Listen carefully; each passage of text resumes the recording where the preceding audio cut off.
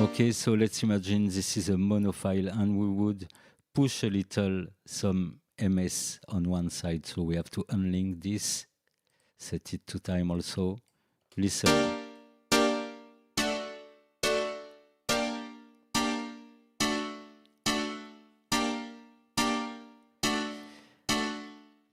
Yes, by the way, exactly, I'm using the Novation controller, launch control, the old version, the old one.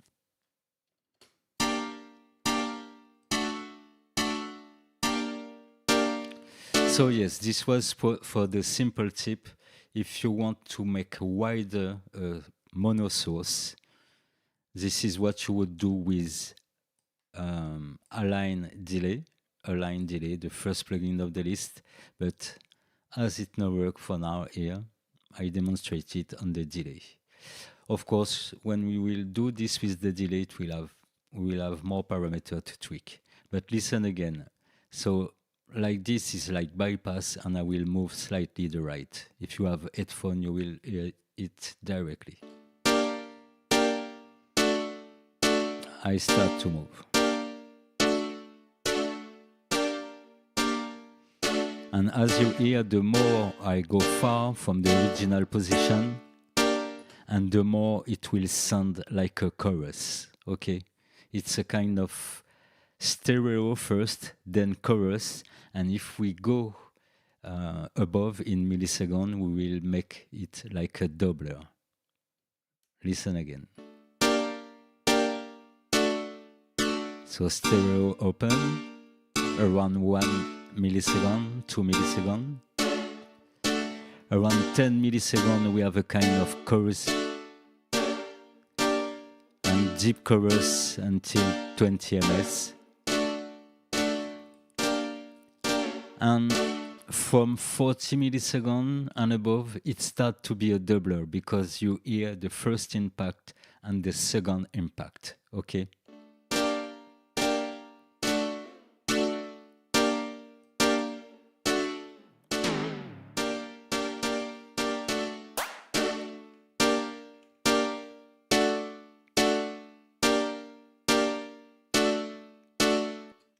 So the repitch option is not good for things like percussion. Then no, very great.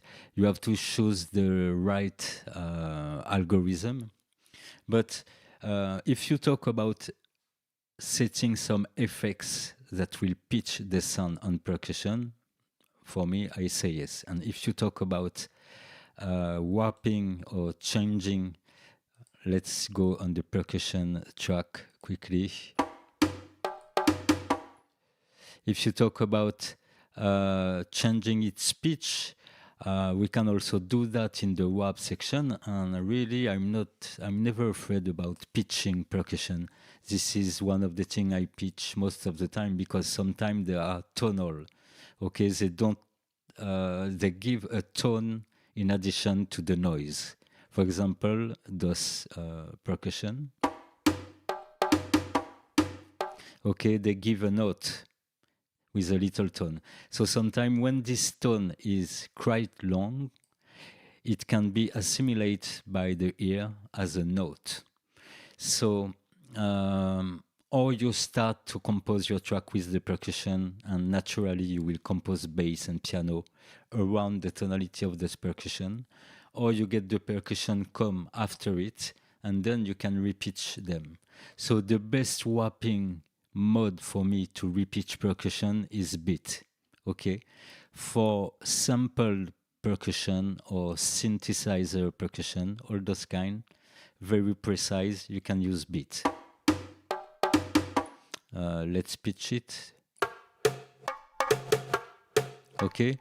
The only thing I would do in beats, it's this second option after transient. There's another box, and you have 2 arrows in the right side of the play and the opposite side. Meaning, if we go above or under the original pitch, it will play in loop the end of that slice. So let me tell you. Okay, we have, for example, one slice between 2 warp marker, And to compensate the change of pitch, it will use the end of the sample and play it backward. So imagine I slow it down, I slow down this percussion part.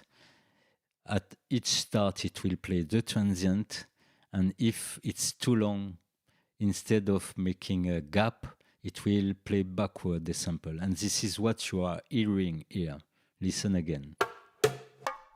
You've got to get a kind of reverse sound just before the next transient.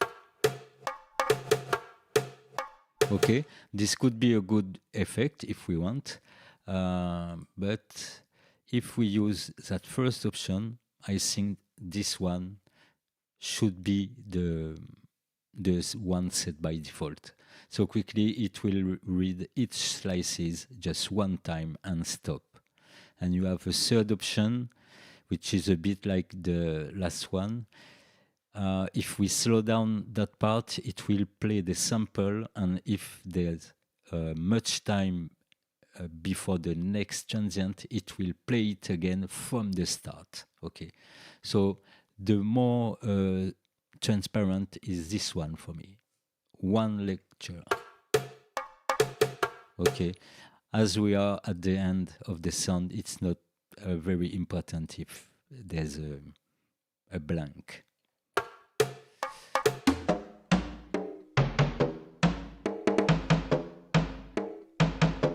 Okay, and before coming back to where I was, another thing for all percussion like cymbals or very fine percussion and detailed sound, I would use complex. Okay, so I use beat for the very strong beat with heavy transient, but if I have a real tambourine or some kettle drum, I will go for complex. Okay, this was just the in-between for that. So let's come back quickly to that first effect, meaning we are delaying one side. So as you see, with one delay and the filter bypass, you can reach already 4 effects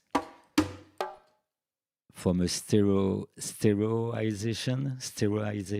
I don't know if we can tell it, but from this, okay, to chorus and flanger and to doubler.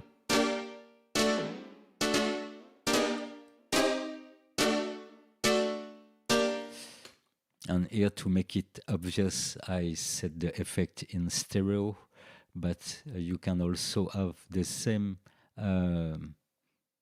kind of effect even if you mono all this. So I set a utility, I set everything in mono, bypass, kind of stereo, but the phases on one of each other. It's like the left and the right side are layered, okay? So what you are hearing now is a difference in phase between the two sides, because it's very, very short.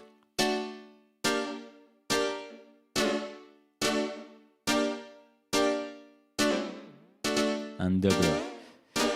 So as you see, even in mono, it becomes a great special effect. Simple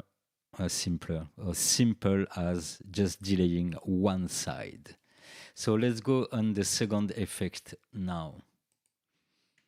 I will leave my piano as it was for now. So the second one is amp. So amp is quite simple. I will take my mute guitar to test the amp. So the amp is an amp simulation, very useful even for synthesized sound, okay? Or you can work with amp or amp simulation. The more you will drive your amp, and the less you will be able to play some chords in it, because one chord is already rich in harmonics, okay? There's a lot of frequency everywhere because we will play 3 notes at the same time, or 4 notes, or 6 notes. So the more you will play chords, the more you will look for some clean signal. And the more you want something heavy and drive, you will play some 1 note solo, 1 note at a time, I mean, and test the heavy things. So I'm not guitarist at first, but I had a brother who came in the studio and he was recognizing each type of amp, because the little image they set is like a blinking eye to each amp brand, okay? So the more you know yourself, you know things in guitar, and the more you will recognize. So for me personally, I just recognize those first, which is a simulation of the Vox amplificators, okay? This one looked like a Fender, and the other one I don't know. Perhaps this one is Marshall. So this is just a hint for the brand. So let's listen. As I was saying, when you hover your mouse on the title bar, you have information on the left in the info box and everywhere. So you can use, of course, for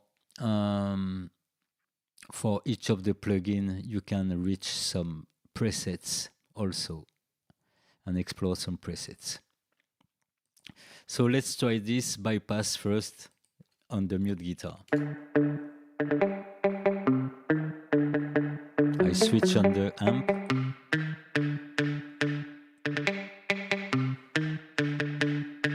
So it's quite simple.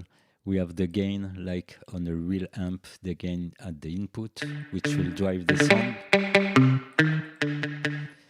A 3-band EQ, a presence EQ, which correspond to some high frequencies. Let's say mid-high frequencies. And after that, we have the output level and a dry wet. Because we are in the computer world, we can dry wet our signal. Also, by default, it processes all this in mono.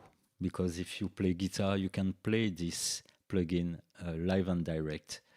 For example, if I want to play my guitar in it, I would select my guitar at the input, and I will set it on in, monitor in here. Okay, on that side, you see that little box, monitor in, auto off. By default, it's auto, you set it to in, and then you can play any instrument through your amp, virtual amp. Okay, so I will just go through several presets.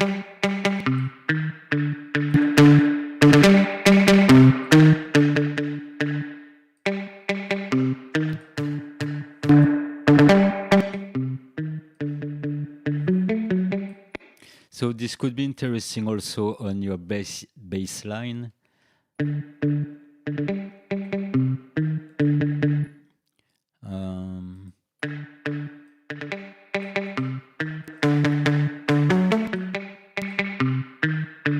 I think I will take this one for the guitar. So really powerful, this amp made by Softtube. Yes, really, really powerful. And for example, as I like the original sound of my mute guitar, I will look for a balance between the dry and the wet now.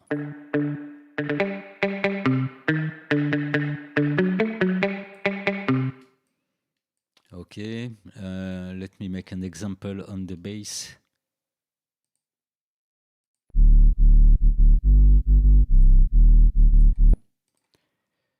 So for the bass we will do differently. Set it on bass, reduce the dry wet, and bring a bit of amp.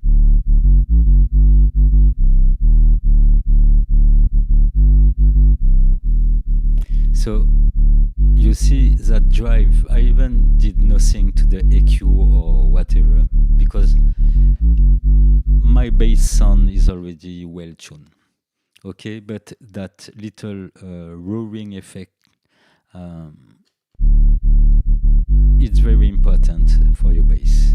Let me check the chat room and I will give another technique for this. So the monitor in setting allow to record a live guitar with the effect already on rather than just the dry guitar and apply the effect later. So yes and no. Yes, the in will not record. When you set it to in, so let me make a simulation again. Okay, when you set it to in and just play like that, it will play, you will hear your sound through the amp, okay? As soon as you are on in or auto and your track arm, your guitar sound will play through the amp, okay? So if you want to record, you can be whether on in or auto, but you have to arm this track before recording, okay? So the idea is to set it to in and no record when you are testing and tuning your sound. And when you are ready to record, you can set it to, they call it arm the track and record now, okay? Sometimes you forget to set it back to auto, but you will see that what you have recorded will be gray out, telling you that you have to set it to auto to listen to what you recorded. Secondary, when you record, it will record your dry guitar in, okay? The real recording will be the input of your audio card, and this will be the dry guitar. And this dry guitar will be always processed by the amp. So this is good because sometimes we will tune the amp in a way in the room to play, and we will tune some reverb because we could add some echo and reverb to have the vibe. But then when you come on the mixing stage, you will have two little problem. Okay. For example, if you made some mistakes and you have to cut into your guitar part, we will hear the tail of the delays or reverb interrupt. So working like that and always keeping the first source the most dry as possible, for me is a good thing because it gives us the opportunity, if we need, to edit some of the mistakes or some too loud notes or things like that, okay? Here the amp reacts very great because whether it's the bass signal or the mute guitar signal, it's already controlled, EQ'd and a bit compressed, okay? So yeah, and for example, if you sing and you want to have effects while you sing, but no effects on the recording, I would recommend to keep the monitoring from your sound card first. And on your recording track, imagine this mute track is where you will record your vocal. You can set an echo and a reverb on this. And you set all your effect in 100% wet, okay? And then with the level, you will set your level somewhere around -15, -12. That way, you will record dry, but with a kind of vibe during the session. Okay, another in between. We were at the amp, but yes, very useful. The example on the bass. Let me come again on this. Okay, so without, with. Another way I work with it is to set it 100% wet.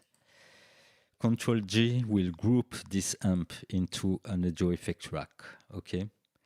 And when we click on the chain view, this little icon, we have our amp full wet, and we will create another chain, and this other chain is automatically the dry signal.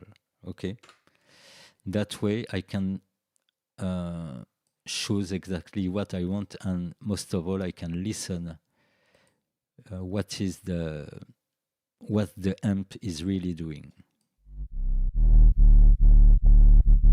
Okay, and for example I can also remove the bass from the amp, or remove whatever frequency, or add one, or add gain.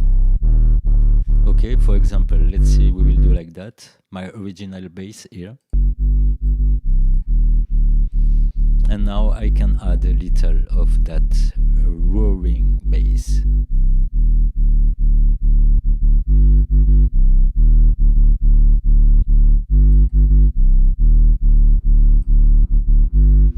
Okay, so this is one technique when you don't want to process too much the roaring or driving side of your bass.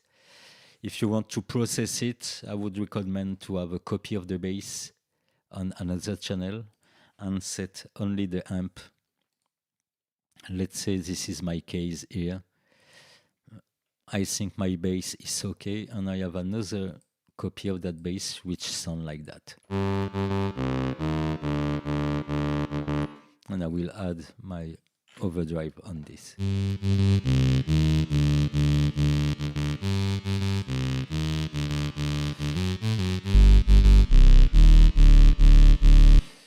Yes, so this parallel effect technique is great for that. So that way I can do whatever I want on the amp side. For example, adding an EQ to remove some low frequency before the amp.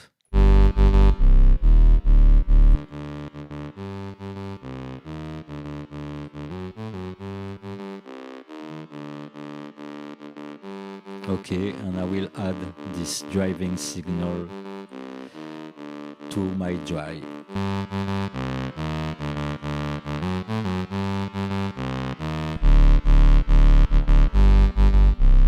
Okay, so this was the example for the drive.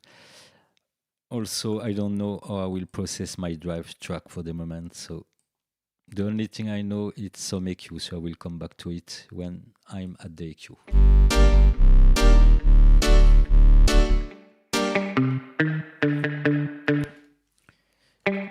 So of course, as I'm adding some signal, I will double check my mute guitar before the amp effect, because I want to have exactly the same level. So -13, -12, something like that.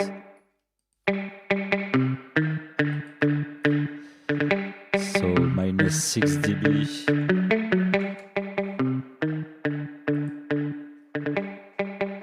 Okay, bypassed. So something I finding great earlier, now I see it was a bit dull.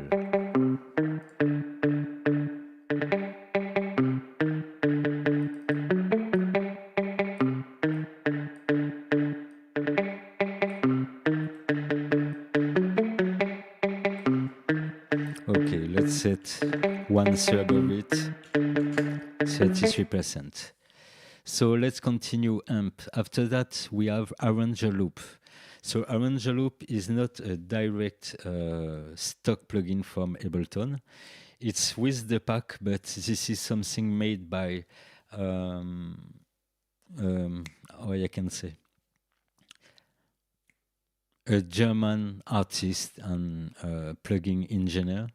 So I will just open it for you to see, but we will not talk about it today because it will take at least 10 minutes to explain or to demonstrate. Okay.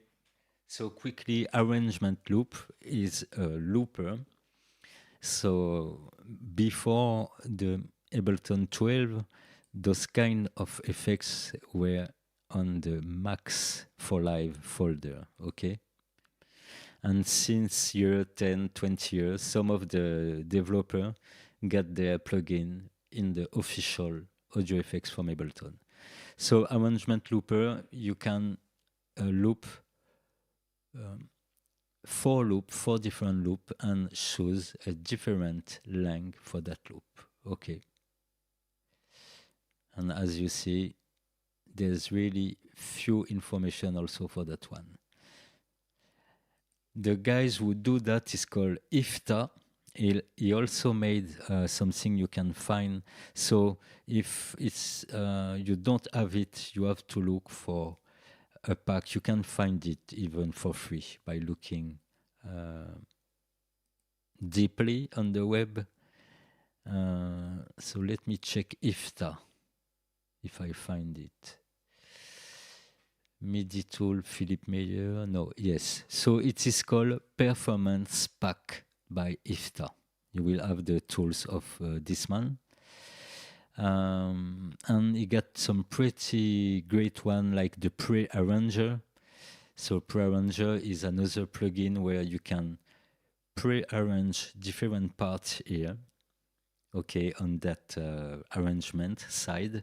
And when you will play live your instrument, it will place directly into the structure you will have prepared first.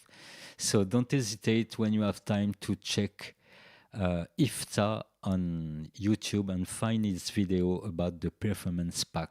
It's a half-an-hour video. The man talking English and very slowly, so it's very great, and it will be far better to listen to him than me trying to guess everything for tonight. Okay, so don't forget IFTA, very great developer.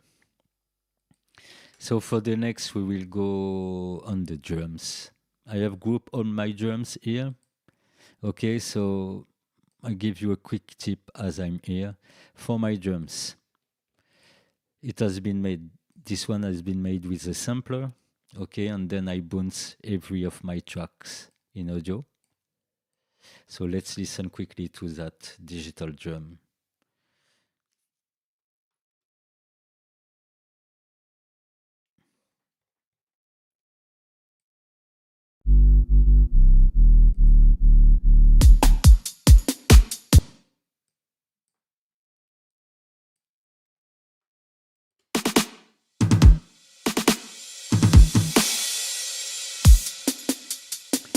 Yes, exactly, Dileta. More presence with the amp. Definitely.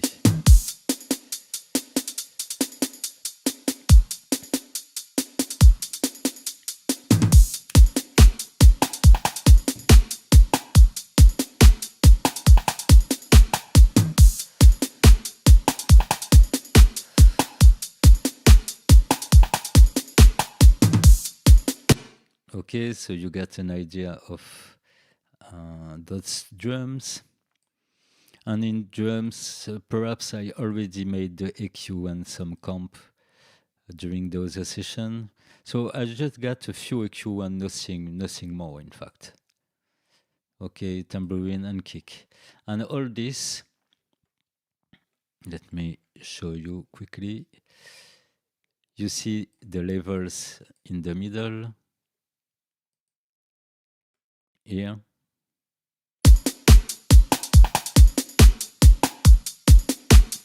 Okay, this is where I set my balance, and this is in a group track.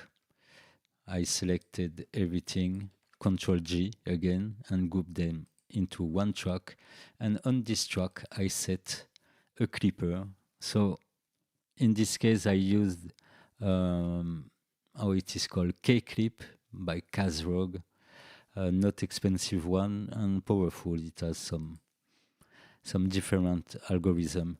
To have an idea, in Ableton, if you want to reach the same results, you will use this one. This is a saturator from Ableton. I renamed it Clipper because I set it on hard clipping and on analog clip. And this is what I set, by the way, a saturator on my main bus. When I'm composing or working on the track, I don't set some limiter for now. I just set a clipper.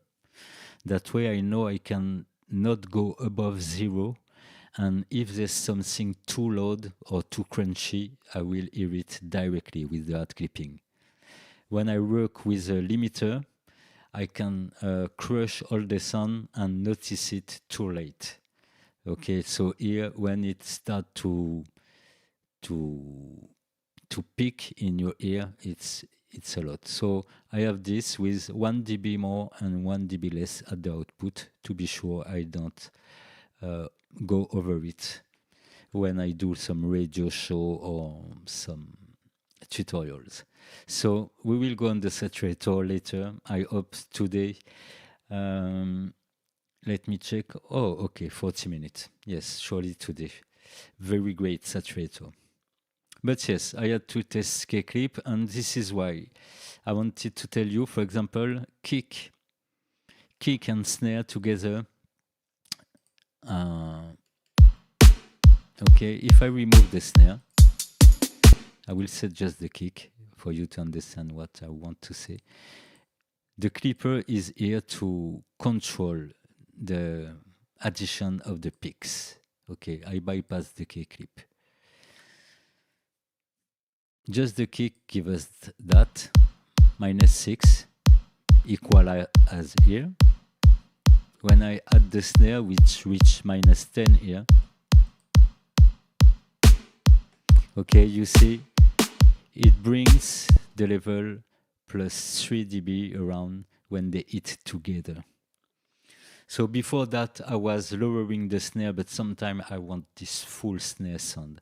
So what I'm doing, as it's just clipping occasionally, when the snare hits, I added a clipper, and I set plus 6 dB in the input and -4 dB at the output. So this is the same in the saturator from Ableton. You would set +6 here and -4 here. Leave it on analog clip here, and here by default it's no clip. You would set it to hard clip. Okay, so we hard clipping the drum even if we want to process it later, but already it's instant cutting. There's no latency. It worked pretty well for drums because the first transients are pretty short. Okay, the more you will go with some bigger sound, the more it will be hard to hard clip, like bass and things.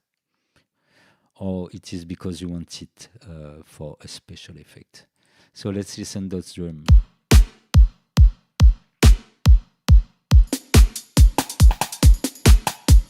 That way, my balance can be okay, and all my drum group is controlled around -3 dB. Okay, and on my controller, this is where I would set some shortcut to mute in my drum. So I can have my hi-hat or kick alone, or all the snare alone. And the last switch, the fourth switch, is to cut all the drums with one button. Okay? So a little in between, or how to control your drums. Of course, if you work your drum multi-track on a desk afterward, you will have to find a solution to control this addition of frequencies.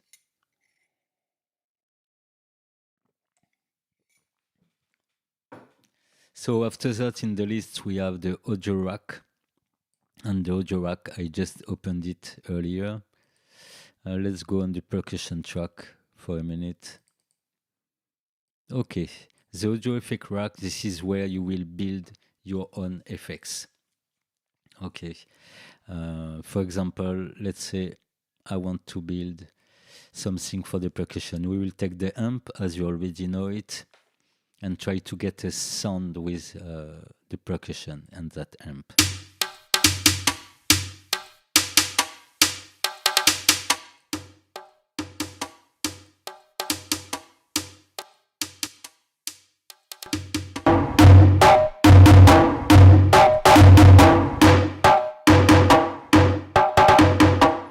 let's say we will go hard like this. So the audio effect rack is simple. It will give you the possibility to calibrate some effects and make your own effects rack. And you will do things like assign by right-clicking the parameters of the effect. We can also add a second effect quickly. Let's say we will add an auto filter also. So the parameter you want to control, you will map them by right-clicking, map to macro one, for example, the gain. We can map the EQ, just as an example. Okay, we can rename this drive box. Okay, and in this drive box, I want to control the EQ and the input gain. And I want also to control the proportion of my effect. So I leave it full wet. I could assign the dry wet to one of the macro knob, but what I prefer to do is to create another chain for the dry. Okay, and I will assign the level or the gain of the effect chain.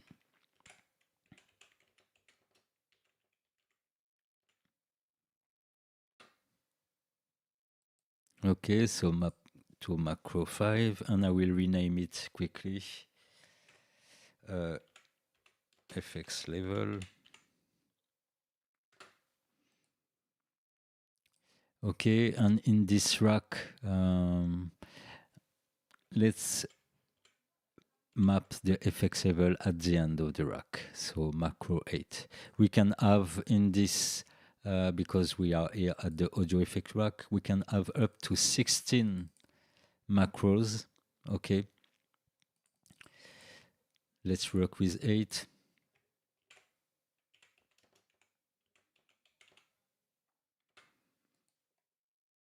Okay, we can also map several parameters to the same macro. Okay, we will go simple here.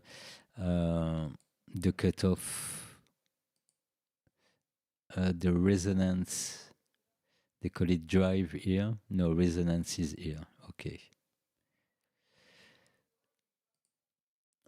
And let's just play with the LFO for the two last.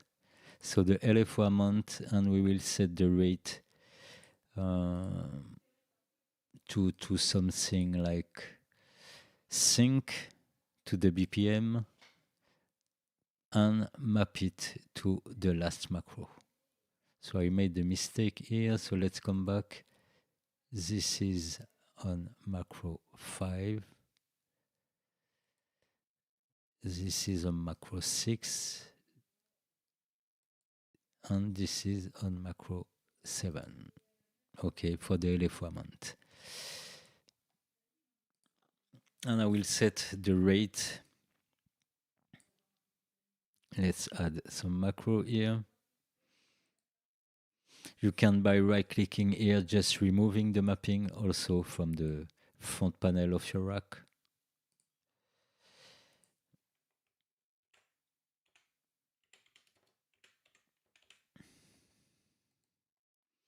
And let's set a different color for the LFO. Okay, and let's map back this to the 9.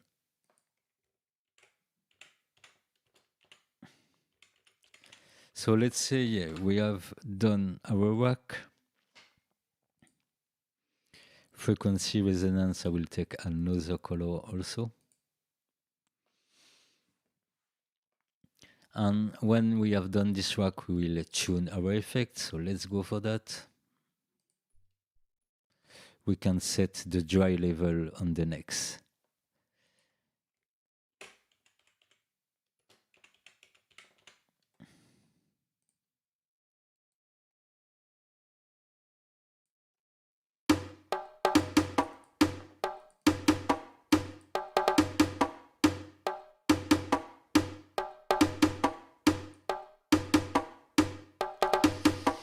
Okay, let me set also my LFO.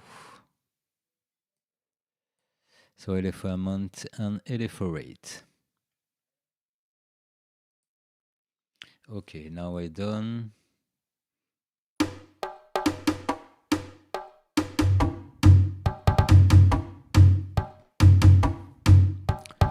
So I think for this type of work, I will choose a high pass for my filter.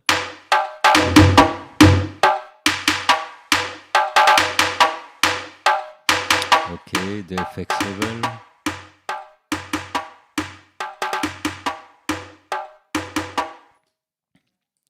So let me change my mind just one more time. I will keep it in a low pass for the modulation, and I will add an EQ. So EQ8 before the amp or even after the amp to remove the low frequencies, the very lows, all this. So you can go with the gentle shape.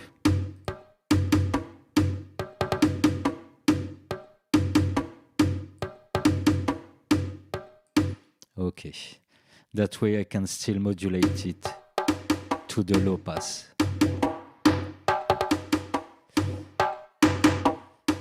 Okay, if I remove the dry signal, a bit of resonance.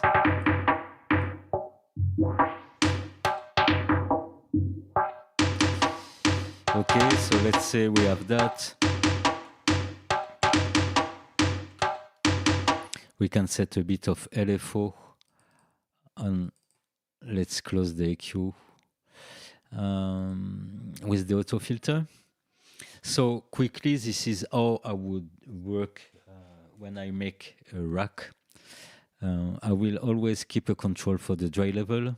Even if I don't need it at first, I remove it. And I will set several parameters. So presence, madness for the rack, yes, and that's not the end on that one. I try to be explicative and at the same time short, but that's not an editing. I think it's better to go cool on each subject, and perhaps we'll need an episode 2 to complete the whole list of audio effects. But yes, let's continue on this audio effect rack. So I built all this. Let's say I try to find my sound, so I will add some LFO on my filter.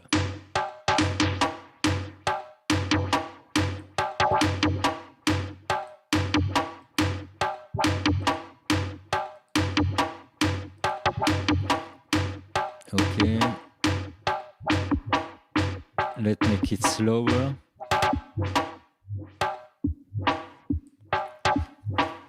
Okay, and what I will do also is to set it in mono.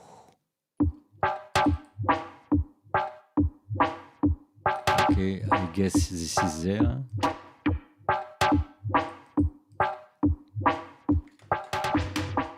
Yes, this is the phase of the filter. What we can hear is, it's cool, we have a little effect, but personally, I find that it goes too far in the low frequencies, and I don't need that much. Okay, so what we can do now is to calibrate each of our knobs here. And to do so, we will go on Audio Effect Rack title bar. You have a little box called Map. So you click on Map, and all your assignation you did will appear here. So it's a good idea to color code it, because that way you will find it back. Okay, so what I would calibrate here, I would set the maximum of the dry level and FX level to 0 dB, so unity gain. It's crazy because it's what you are doing is basically sound design. Yeah, with this rack, exactly, or tool design. 1 year ago, or perhaps a bit more, I published on Patreon and also on Gumroad, a pack of effects I call Easy Effects Rack. So let me close this quickly to show you this. So where is that? Perhaps I set it in my favorites. Okay, Easy Effect Rack. Okay, this is my folder. So in this release, these are tools made only with Ableton units. Okay, and as some of the effects are pluridisciplinary, or they can do a lot of things, I simplified some of the interface by setting some effects in some audio effects rack with some calibration and some other option I will continue to describe in this tutorial. Okay, because in addition to that, in the audio effect rack, as I was saying, we have the calibration, very important. So I will set the minimum of the cutoff as I'm working with percussion on that one around, let's say, 150 hertz. Okay, and the maximum 220. It's okay. Bass, we will leave that the same. LFO amount, we leave the same. If we think we don't need some very speed LFO and very slow LFO, we will recalibrate this. Okay, mids, resonance, I don't want it to 100% when I crank up on my controller to the max, so I will set it to, let's say, 81%. Okay, so now, after this calibration, all of my knobs are calibrated. You see the minimum is no more 20 Hertz, but 150. The maximum is no more plus 6 dB, but 0 dB. Okay, so this is the very good thing first, very first good thing.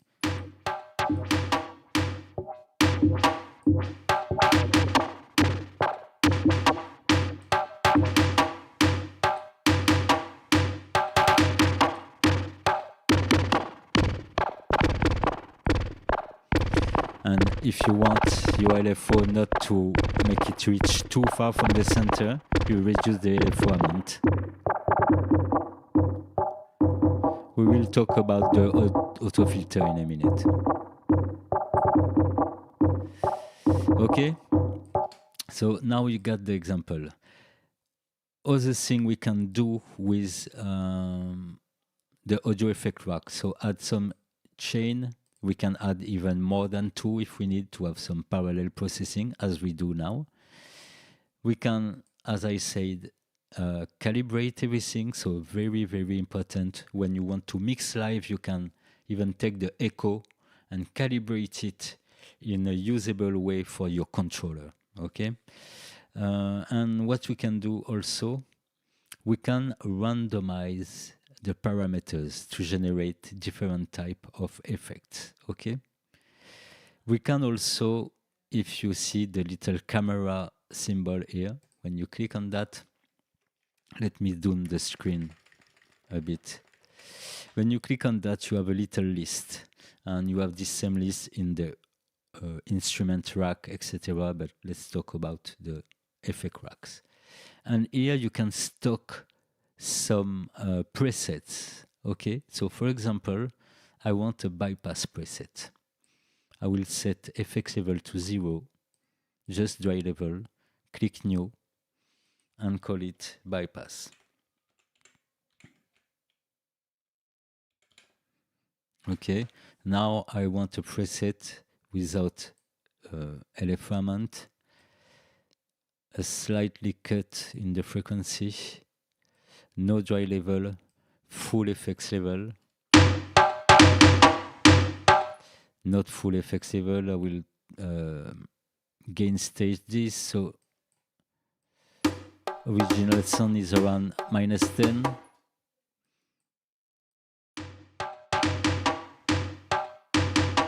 Okay, so I reach the same level, something around. And I click on new, and I call it full effects, because there's no dry. Okay.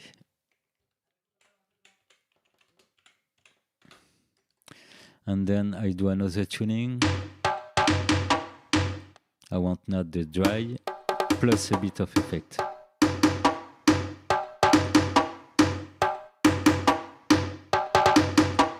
Less resonance. Yeah.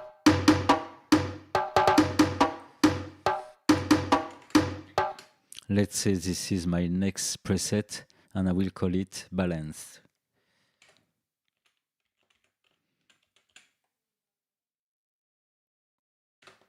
And from that, when you play live or you want to control by MIDI, all the recalling of each preset, you can assign this to your controller.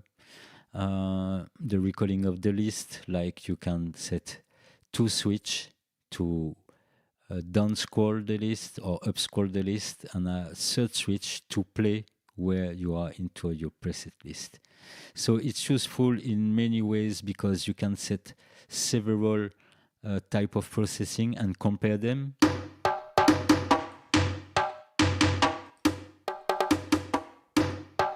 Okay, and you can generate also your own presets.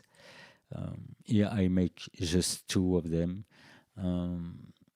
For the next one, we will talk about the last point for this audio effect rack. So the last option we have here is called randomize. So if I click on this, it will randomize all my knobs. Look at this. Okay.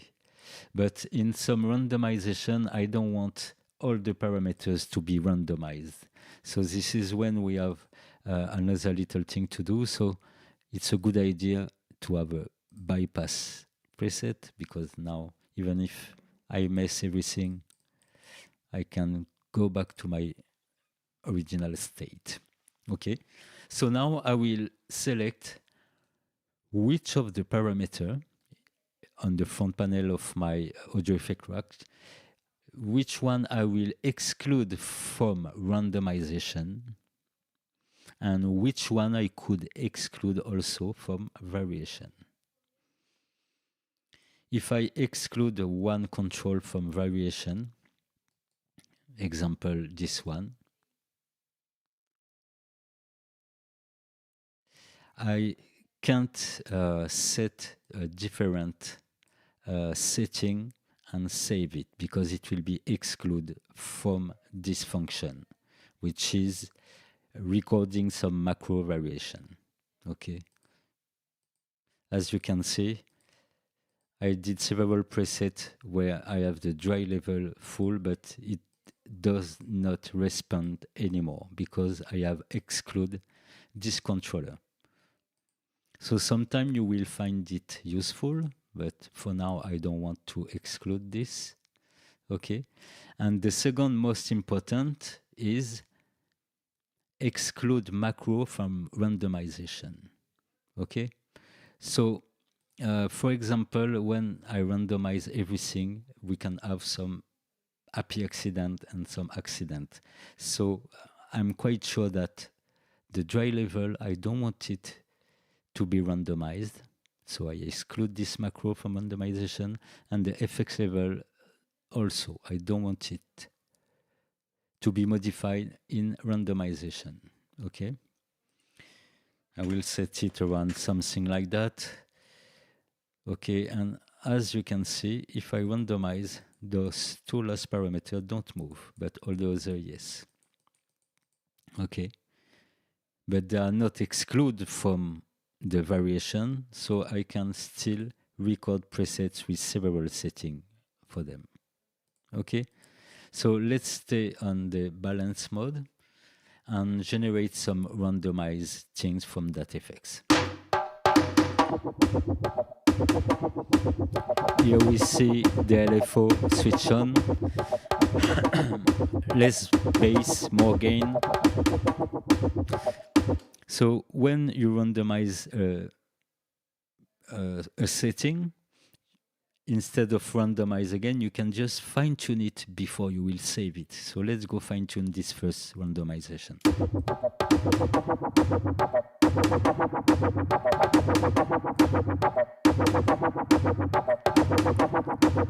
Let me try with the amp before the auto filter before the amp.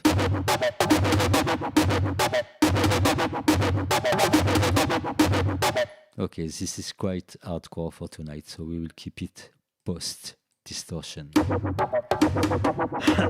Okay, so let's say this is a good one for me. I stop it, new, and I call it FX1. And I can randomize.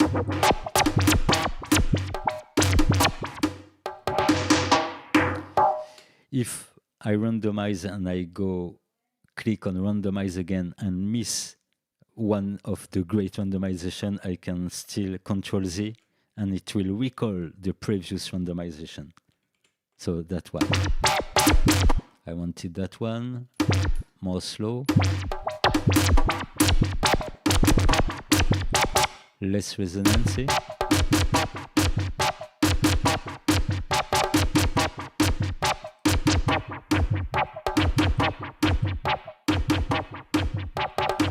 Okay, and I have my second preset. So what I explain here in this audio effect rack, the way it can work, you can do this with any of your plugins, and you'll see with the time, most the effects you use, the more you will rack them, because it's really, really practical. Okay? So when everything is set up, you even don't need to watch this, and you have all this.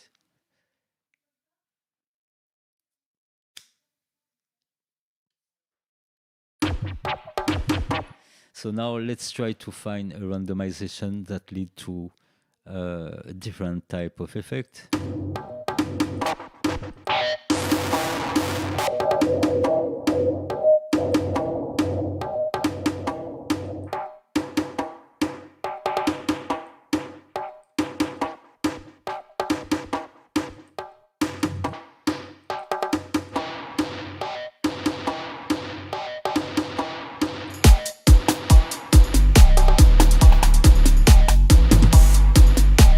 So I forget to mention, but sometimes you have to play it in situation, because something like this, which seems to be none of interesting in the music,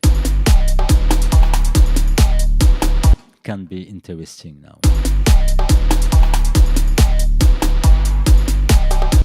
Of course, with this kind of effect, I would select a gate also, for example, to control this overdrive.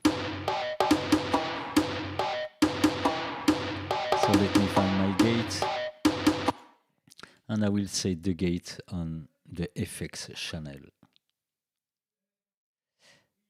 Gate, okay, let's go for the gate. We can do before or after. The idea I have here is to put it after. And for it to have a more precise triggering, I will select the same track, but pre-effects, where the sound is still clean. Okay, so I'm in sidechain by clicking external, and I select the source, the same track, percussion, selected as pre-effect. So my gate receive a clean signal, not the overdriven one, and can be more precise. Let me bypass the dry level for you to hear the result. Without gate, with gate,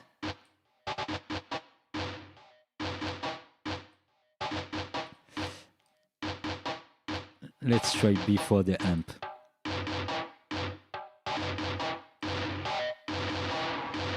Okay, it will remove all those harmonics.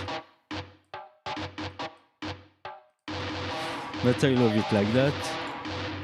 Okay, let's say this is another effect, and let's call it overdriven.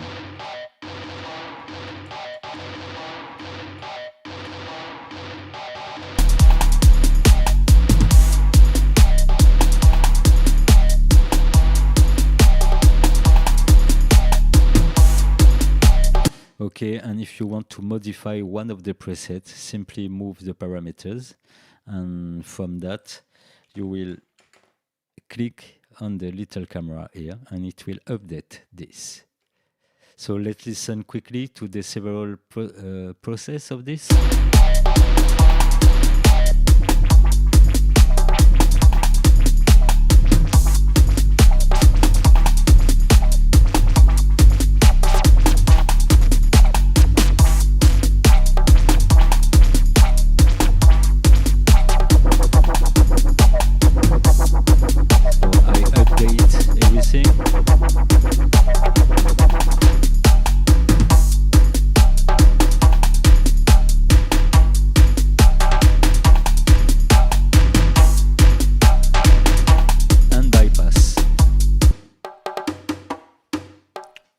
Okay,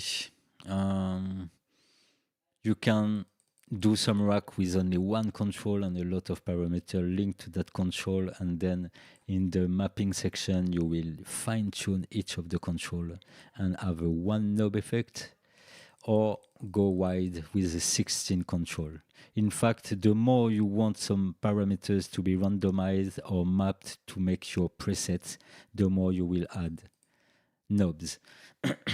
And to finish the example of this very important rack, I present you one of the rack I use here at home. This is called Room.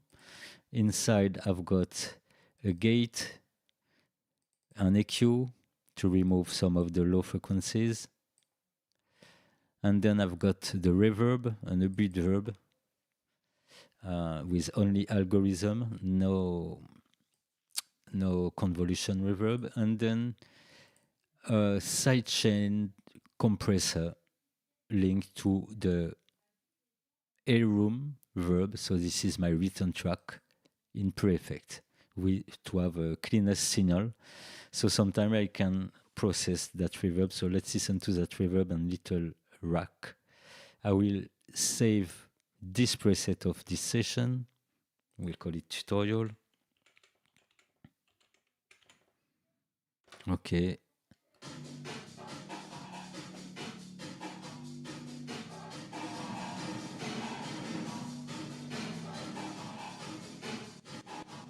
So this is the reverb I will open when I need a quick room into the studio. And as you hear, the sidechain engage the compressor, which is sidechaining hard here. And I control how much it will sidechain by ear. Okay, and all this is already pre-calibrated. So this is the end for the example of the audio effect rack. And to finish this, what you see here is the kind of tool I made in my pack called Easy Effects. And in this you have some compressor, phasor, flanger, frequency shifter. I think the only thing we don't have in rack here in this pack, Easy Effect rack, is reverb. So it will come later. Okay, let's go back on this list. Give me 1 minute to drink something. I let you in the music and I'll be back.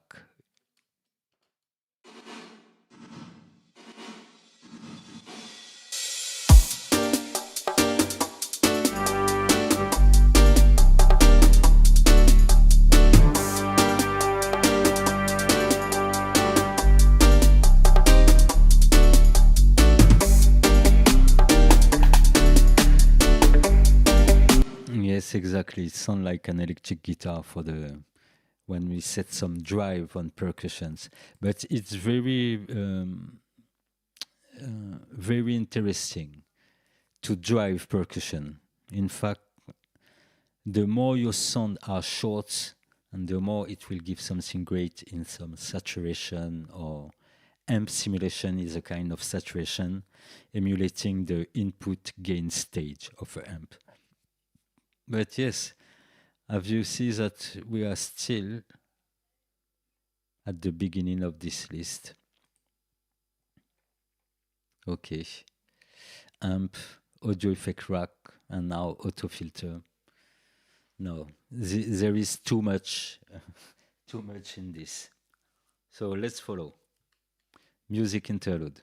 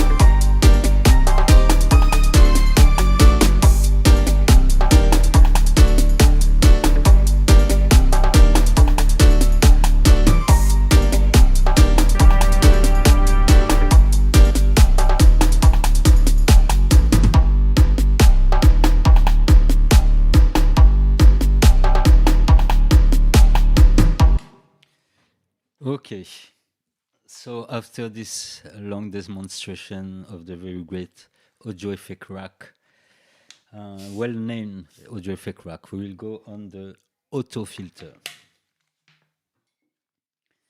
So auto filter, as its name says, is a filter that can be automated in several ways. We start to get into some deep possibilities, so I will try to just to be concise in this, and yes, it's just an invitation to study the tools already in Ableton. So perhaps later, I'm quite sure we will need 2 episodes for just the effect of Ableton. I will do some other content when I will talk about all the MIDI effects also. Later on some modulators, instrument, why not to introduce some of the instrument. But yeah, tonight we are in audio effects and we still at the letter A.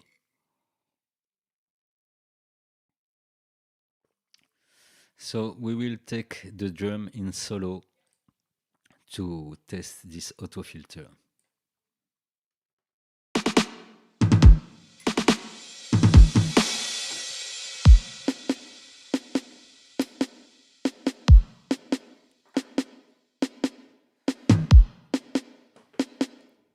So before I go into the detail, first, this is how this effect open by default with the filter cut at 10K and some other tuning that perhaps don't suit you.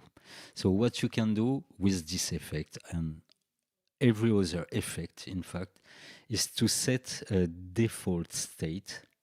For example, I know when I open this filter, I want the full band to 20 kilohertz, okay? And I will keep it on 12 dB per octave. Full dry wet, okay.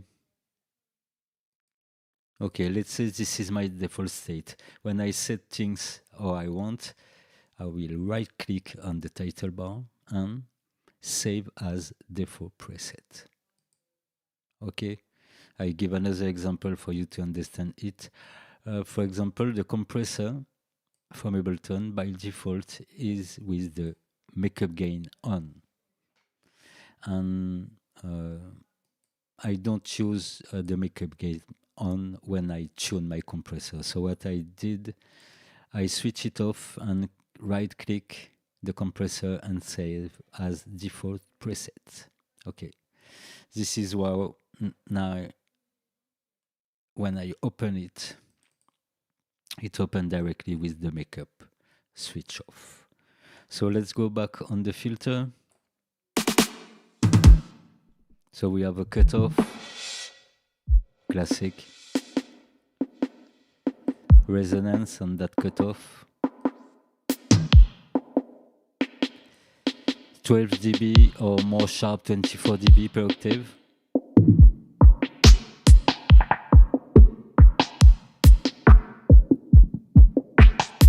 Okay, and we can make this filter move automatically with the electron mount.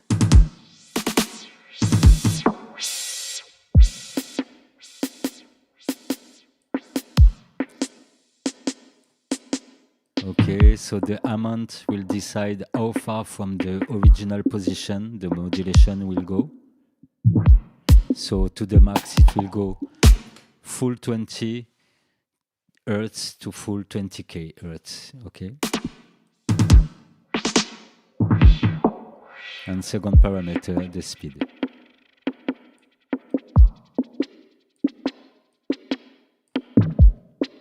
Let me set the drum in a place where we hear everything.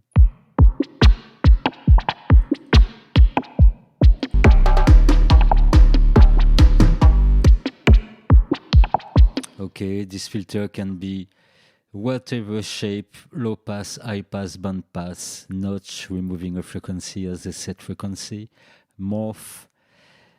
This filter is interesting because you can change the shape of the filter. So the morph parameter is here now because I selected morph. Okay. So as you see, I can morph from a low pass to a high pass, going through the band pass.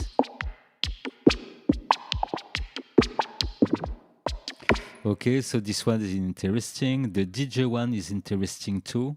So let's see what it is. Okay, so the DJ one will set a low pass on the left and a high pass on the right.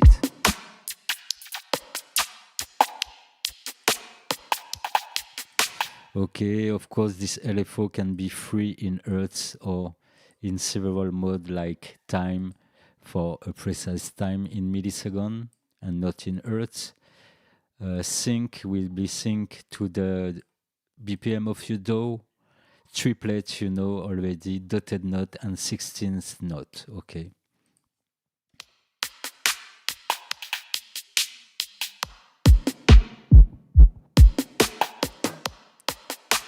And you have also some other kind of sample, more experimental kind of filter. It is called sample.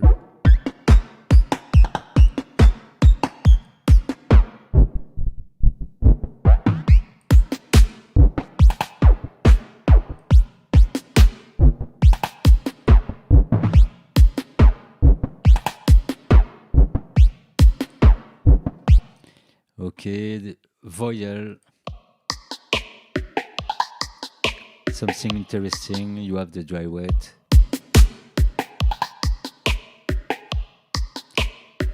We can try this quick on something more melodic. So let's see here on the strings.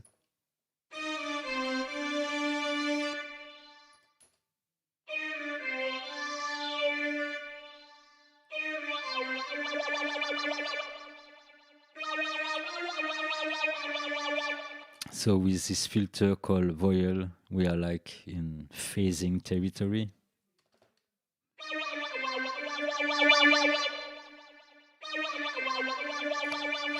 Okay, and a lot of different things. Here we will treat differently the left and the right side. As you see, when I crank up in degree until 180, I guess, to the max, you see as a phantom shape, let me slow it down, a blue, a dark blue and a dark yellow. Okay?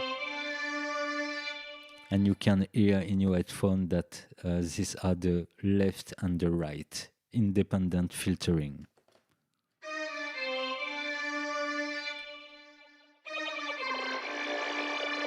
Making a kind of tremolo. Okay, and this will work on several type of filters.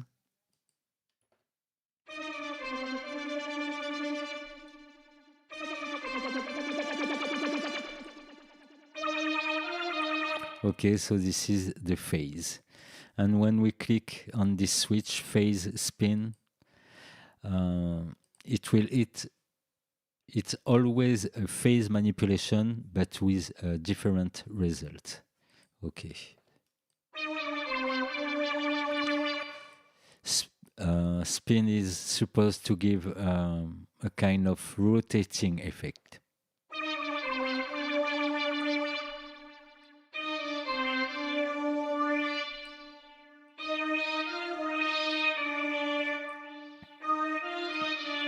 And here I can read for this parameter, this second setting, shift the starting point of both LFO. Okay, along their waveform. The LFO shape is the oscillation, you see? Let me set everything to 0. Okay. So this parameter will delay the start of this LFO. Okay. Yes, a lot of different things in this. So all this will control the LFO. We can morph the shape of the LFO. The LFO is, we don't visualize it, we can only hear it, but we can have different shape, like, for example, sample and hold.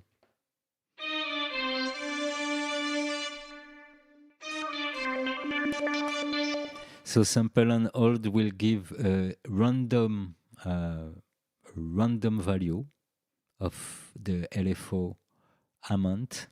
Okay, a random value of the filter position. Sorry, a random value at each value we have set here.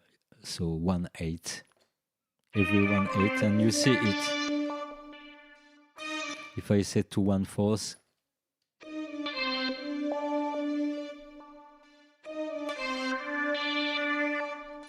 So this one is a good way to emulate the kind of step filter, passive filter, with the LFO amount not too wide,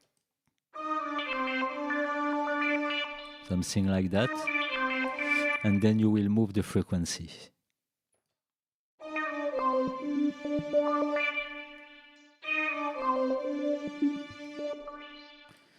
So it's not exactly a passive filter, but we have a kind of stepped sound, very interesting.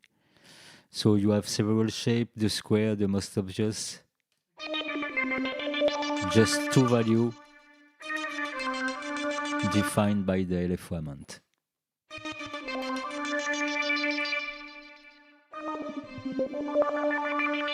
The difference with random, sample and hold is here it's always random.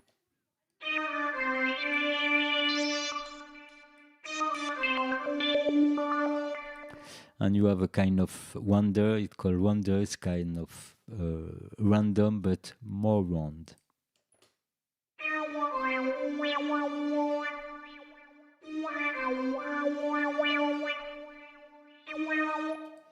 Okay, ramp up, ramp down, triangle, classic. So classic shape, and I really invite you to create some movement on some tracks with this.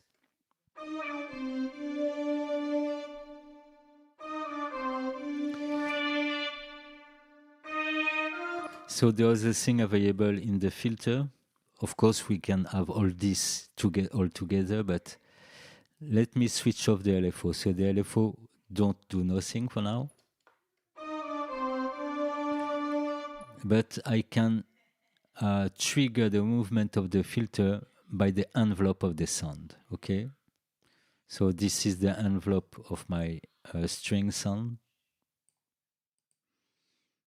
If I crank up the envelope parameter, it will follow the envelope of the sound itself.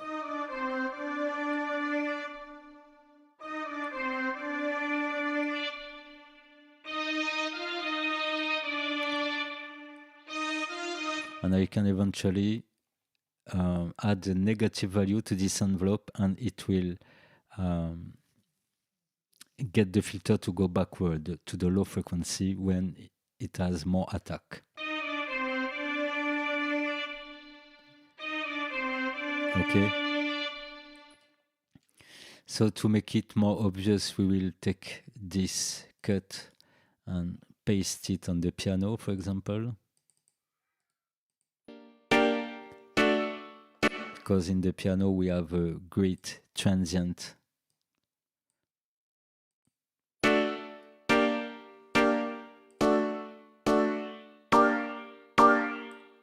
Okay, negative envelope or positive envelope. So of course, when you want to work with some positive envelope, you will cut your frequency a bit more.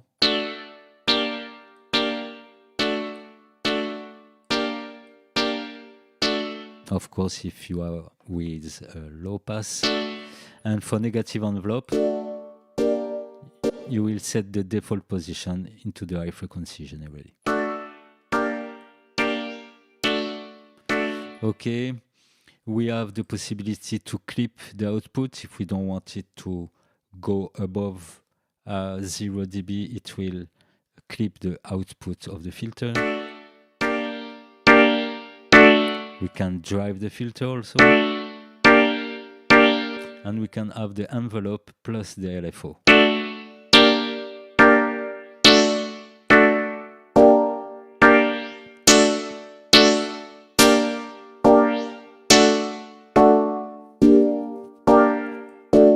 So as you see, it can become very crazy. These effects are great as riser for beginning of track. Yes, exactly. Exactly. And the more you will cut high frequency in a sound, and the more it will seem to come from the bottom. So it's a way also to locate your source up in the room or in the mid distance or from the bottom. So bass, mids, high. Of course, with the LFO going that fast, this is not that effect, but in fixed setting without LFO, yes, this is how we locate sound. So everything interesting, we can do some like auto, get your piano to sound more like they go to an auto filter pedal. we can do a lot of things. And the last very important thing, we also have a sidechain input. Okay, and this sidechain input, we can filter simply what will drive the envelope. Okay, so let me go back now to the strings, for example. And as you see, the signal of the strings is not as transient like the piano. Okay, so strings. I remove my LFO. So as we can see, it don't move it too much, but I want the filter to be sensible to each shape of this. So what I will do is switch on sidechain filter. So when you switch on sidechain filter without switching on external, the sidechain filter will function from itself.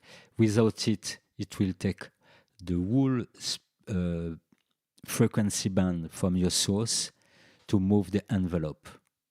But if you engage sidechain filter, you will now decide which frequency from your source will trigger the move of your filter. And to listen to that, you can click the little headphone icon to fine-tune what will be the signal that will make this filter move. So which portion of the signal? Okay, and we have different type of filter. So let's say I want that to trigger, and I add a bit of resonance, and I will switch it back. Here we are hearing the sidechain pass. I switch it back, and if I need it to go even further, I will crank up the sidechain gain. Okay, so when you crank up the sidechain gain, it don't crank up the gain into the audio pass. It crank up the gain into the triggering pass inside the machine.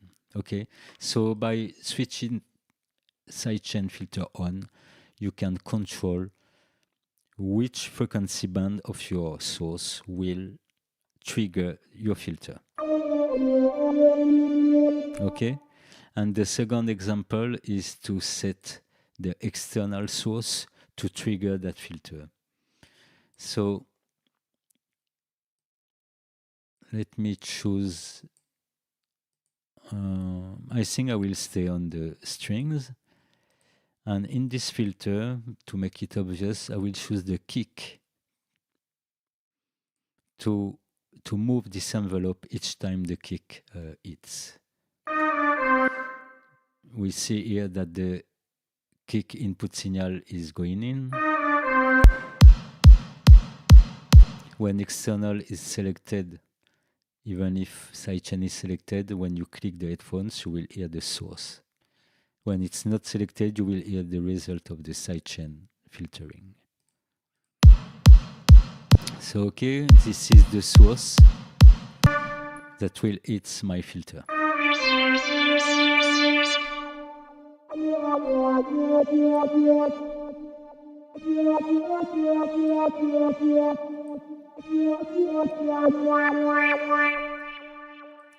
I could also take the percussion partition.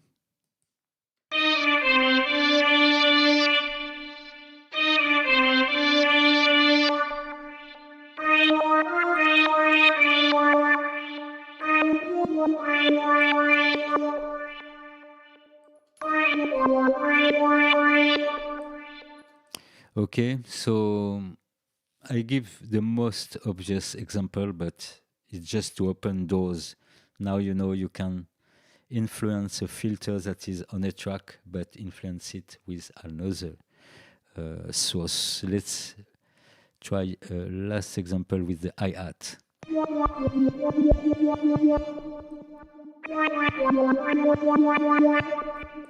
Okay,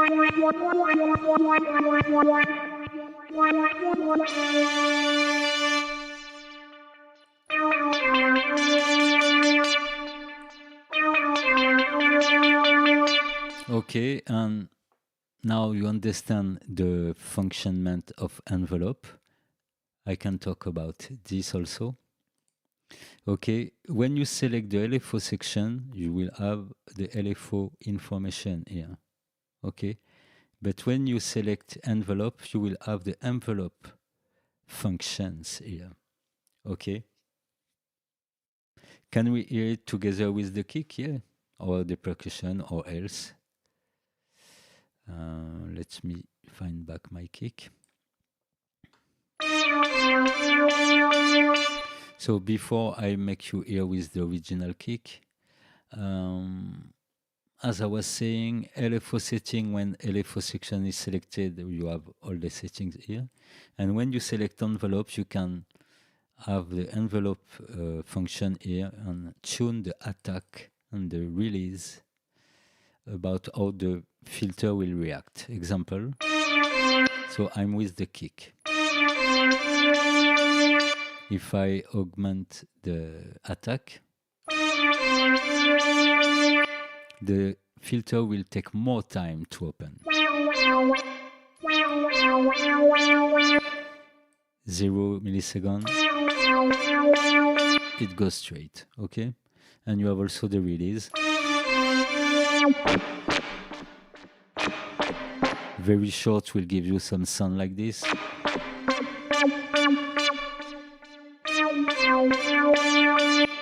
So depending on your partition, you will choose different value depending on how the guitar play or the keyboard.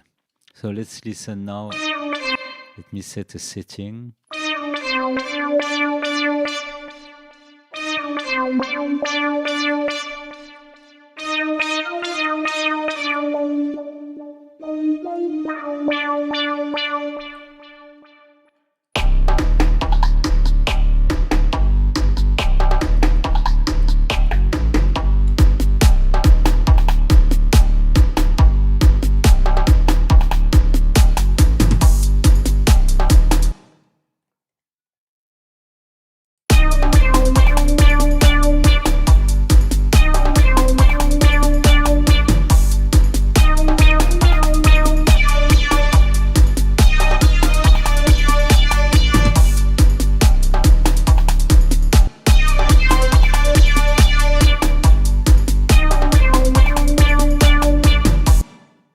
So this was to have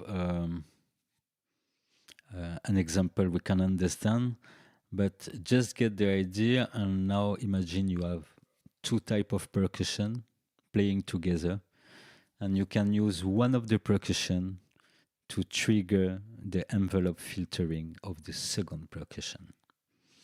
And yes, it's just a gate, and we open that gate, and yes, there's a lot of things. For example, I'll remove it from here. Let's do a try with the horns. Synthetic horns are sometimes a bit too straight.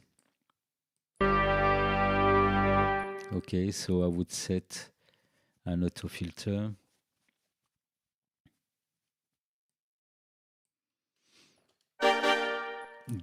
Getting the envelope of itself, a bit of resonance.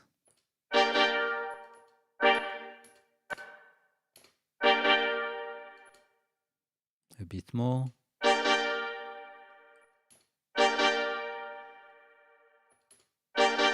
And more slow.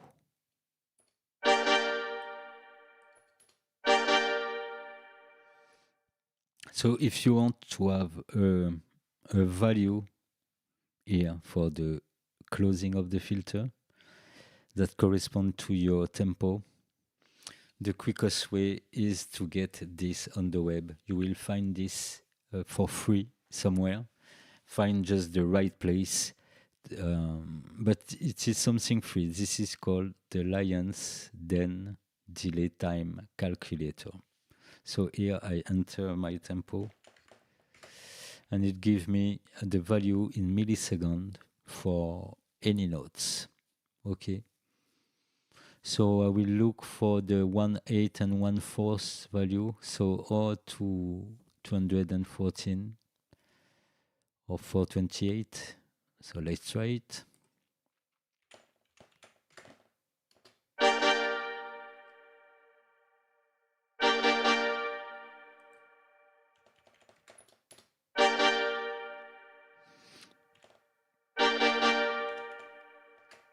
Okay, and now I will fine tune this.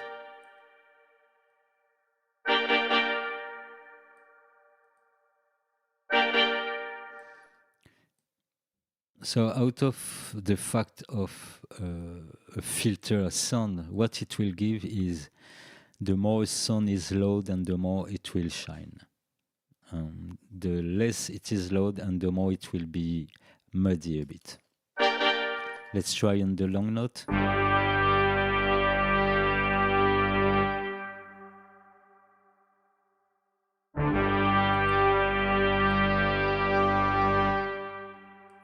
And we can sidechain this by itself, filter the low frequency.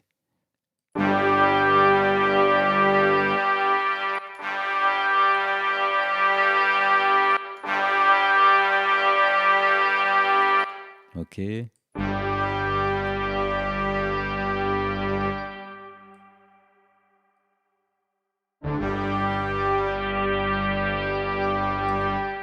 So this is with and without. We have this other example here.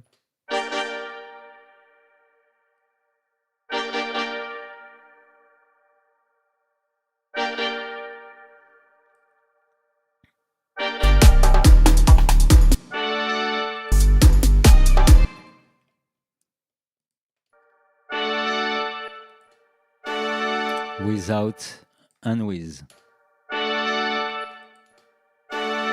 Without and with.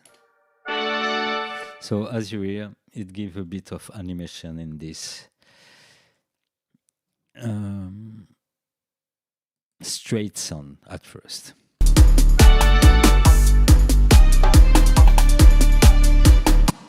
Okay, let's go on the next now, which is called AUTOPAN-TREMOLO.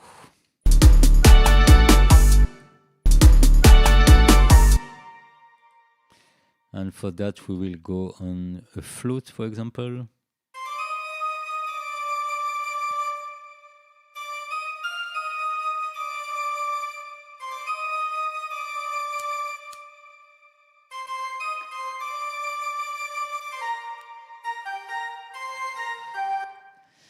Before that, quickly, let's make a last try. I want to set a filter here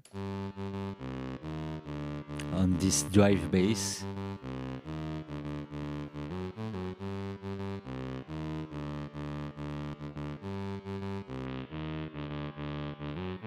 And we will trigger it by the kick.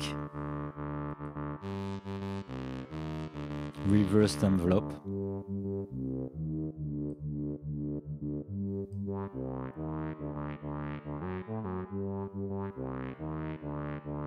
So each time the kicks hits,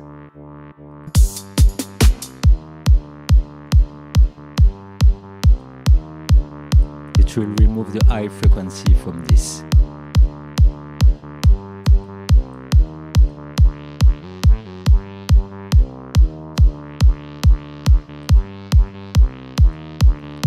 So I add the sub bass with it.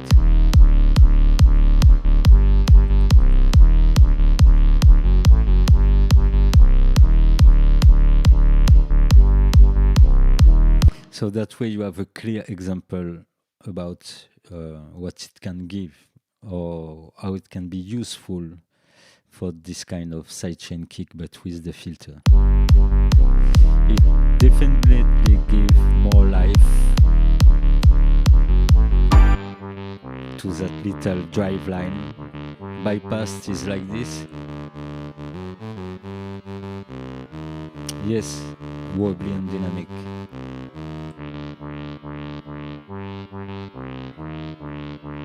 And what's great is triggered by a rhythmical element, so naturally it makes things fit. Instead of a musical event talking and answering to another musical event, we have here a musical event, an effect, and another musical event which will modify the behavior of the effect.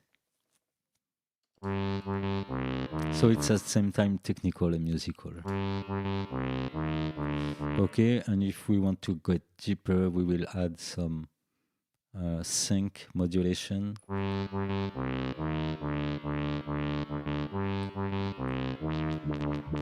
We can add it from time to time.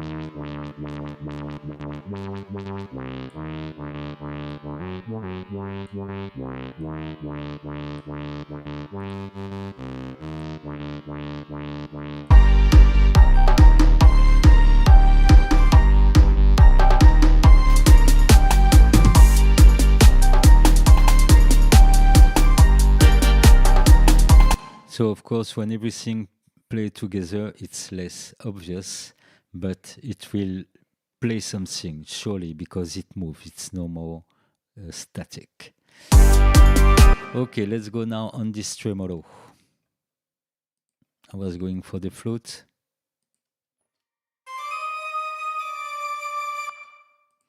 So tremolo have been updated. It's an AUTOPAN or tremolo. AUTOPAN will make our sound go from left to right automatically. We can sync this or have it in hertz or time, as we saw for the auto filter. Okay, we have the same phase correlation, okay, as we got into the auto filter, but here we, instead of seeing the sound, we see the LFO display. So this plugin can't make you understand that other plugin.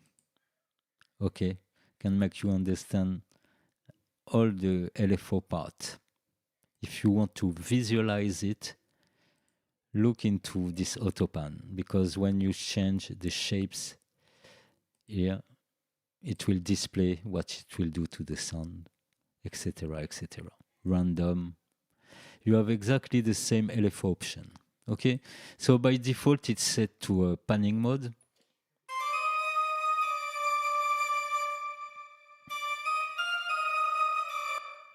When you go over a certain frequency, it will vibrate. Slow.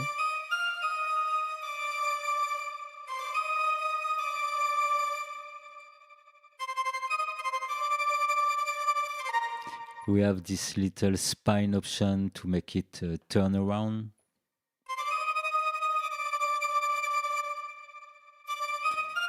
Okay, so don't forget, if you want to understand what this reverse option and spin option and shapes and all this that can occur in several effects from Ableton, you always have the AUTOPAN-TREMOLO to visualize what is happening. Okay, so we can do it also sync to the tempo.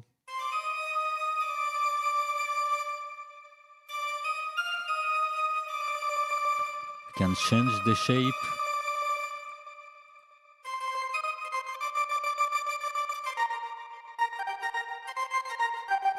We can delay all this brief. Very great tool. So to add some space on one instrument, this is great. You are not obliged to keep the amount 100%. This is like the dry wet.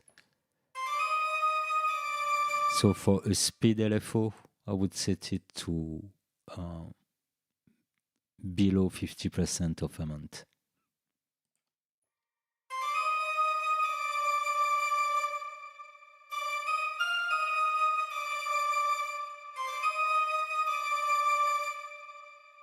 Okay, I think here we have the attack of the modulation. So this is very interesting, because if you don't want to have a tremolo or panning AUTOPAN too robotic starting at the start of each audio event,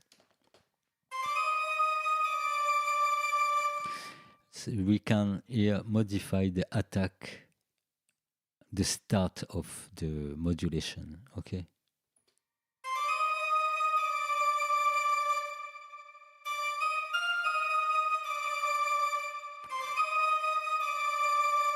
So that way it will come slowly at each audio attack. Okay, and to finish on this, I could go deeper, but you get it. You just have to open it and try it when you need some space. Don't focus too much on the AUTOPAN name, because even if you can use some hard pan settings, the result you can have with moderate settings is very great. Okay, and after that we have the tremolo.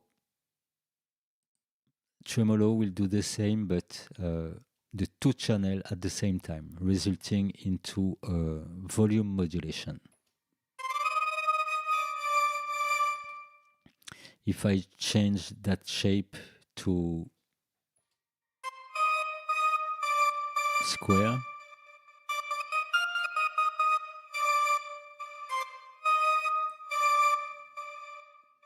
okay, where are the shape syncing? So perhaps I have to first take my shape and then go into the tremolo. No, tremolo just have one shape and we can change it with this knob.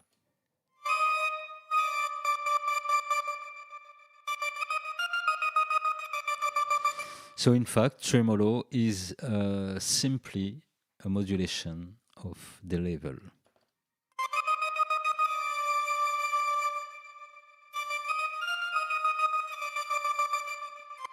Okay, and AUTOPAN is a stereo LFO.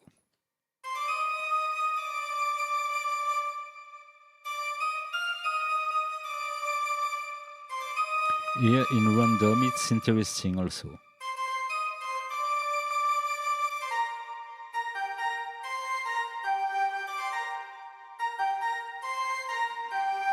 So always for that effect, you will setting full amount and then come back a bit, around 50% if you want, just a gentle effect.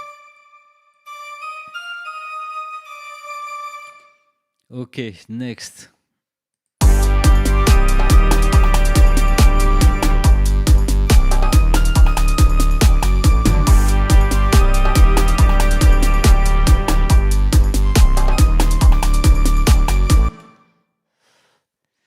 So next is AUTOSHIFT. So AUTOSHIFT is very interesting because we can retune some vocals with it. We can change the tonality of the vocals with it. We can do a lot of things with it. If we still have the MIDI partition of some part, we can send it MIDI and it will play some chords according to what MIDI note it receives. Okay, to give you an idea of its sounding, I will just play with the pitch today and the vibrato.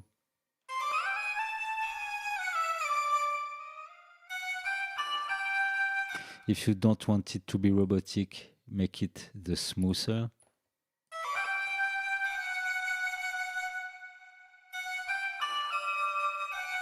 So now it is going crazy because it don't know which scale you have to go on. So let me double check in which scale I am in that track. And for this I will use the tuner from Ableton. Very interesting. So perhaps I'm in D minor. Let me check.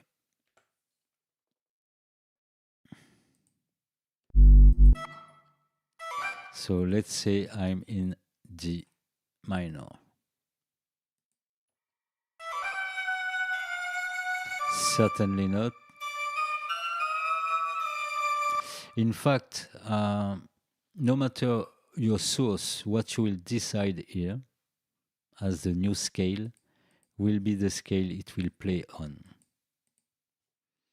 When I change the root note, you see the several chosen notes change. A scale, we have all the white notes.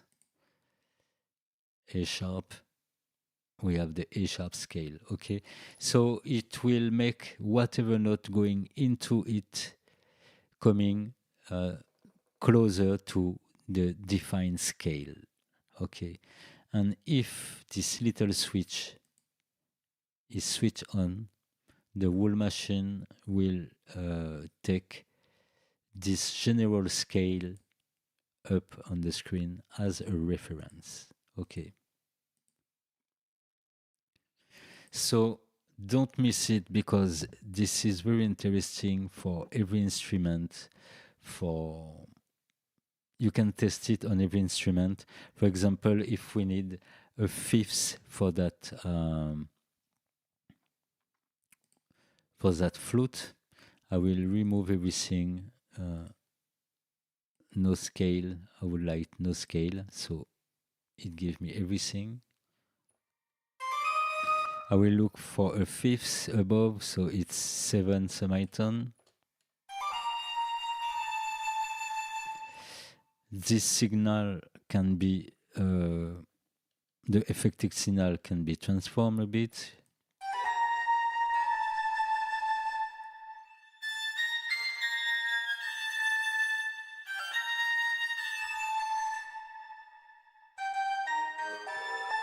So not too much. I will keep the formant around this place. So the formant will play with the high and low frequency without touching to the general pitch. Okay, and I can also add some vibrato on this. The distance of the vibrato compared to the original pitched note is set by this knob, so just slightly is okay.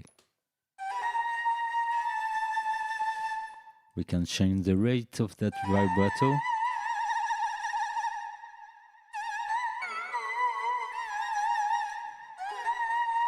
Okay. Let's say for me it's okay right this. I can also fade in the vibrato at each new note. That way it vibrates only at the end of the note. And from now I will hit the dry wet to have my original and the fifths.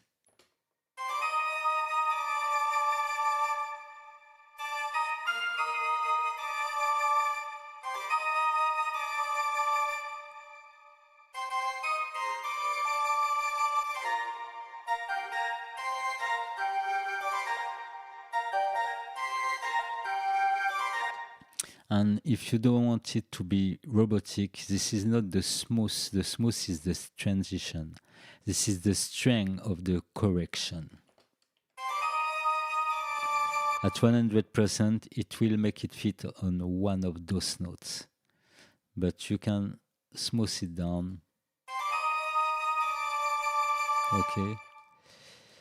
By default, we have 34 millisecond latency when we open this plugin. Okay. In live mode. Normally, when we are in live mode, we have no more latency. So if you plan to use it live, you can also add some harmonies to your vocal and thing. You just click on the live mode. Okay, at the beginning of the plugin, as I said, we can trigger it via MIDI. We can choose high note, mid note, bass note. Register, excuse me, MIDI come when we open it. Okay. And which register of note it have to recognize. We have this quantizer and a full LFO section, and we can send this LFO to several parameters of this A page, like pitch, formant, level, pan. Okay. pitch, formant, level, I don't know where it is, and pan neither. So also I recommend you to go check the deepest explanation of this auto shift, because some people don't like it because they always think to the T-pain effect in hip hop, but we can do a lot more with it. That giving a little life to this flute without and with.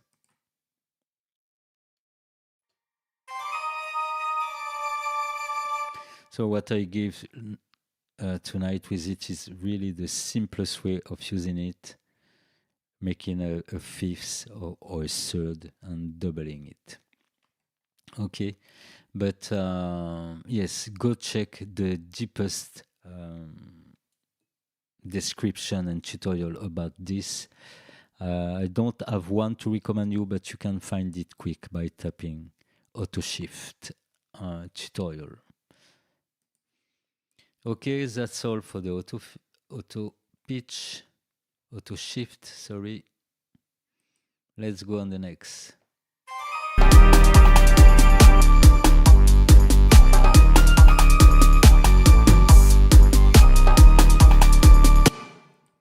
Okay, next effect is a beat repeat, so let's go on the drum for it.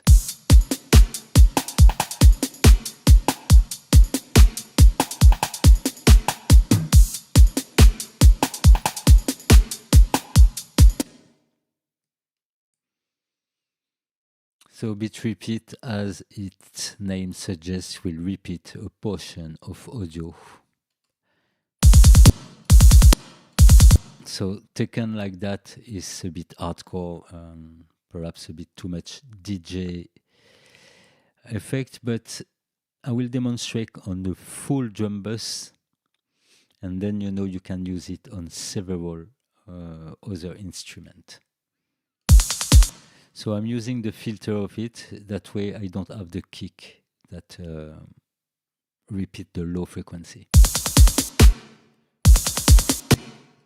So if you can read the interface here, I'm saying to this machine, every 1 bar you capture a loop and you will repeat it a certain amount of time, and the size of the slice looped will be of 1/16 of the beat. The chance of it happening will be to 100% every time. We can change the offset, meaning in which portion of the bar it will take signal to repeat it. Here it take at the hi-hat. If I set to the beginning, it will take the kick. Okay, and if I set it here, it should take the snare. Okay, so it seems a bit robotic at first, but believe me, it's very, very useful and creative tool. For now, when there is a repetition, it is mixed with the original signal. If we want it to cut the original signal when the buffer of the repeated portion is running, we will use insert.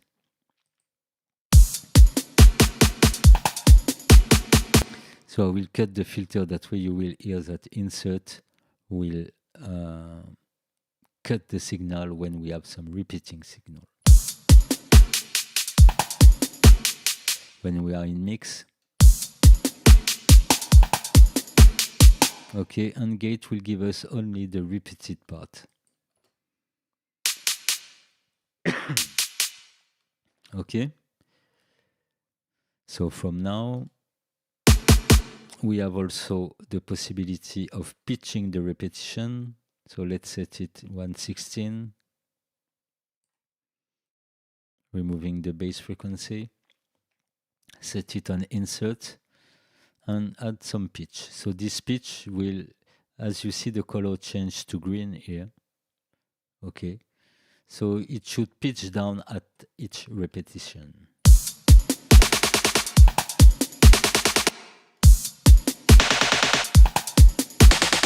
In fact, here it is the pitch of the repetition.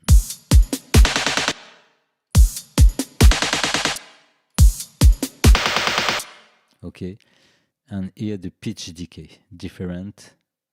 You see it's more progressive, so we pitch down at each repetition. Okay, yes, so very interesting still. What else in this? So we set an offset and we set a grid, and from that selected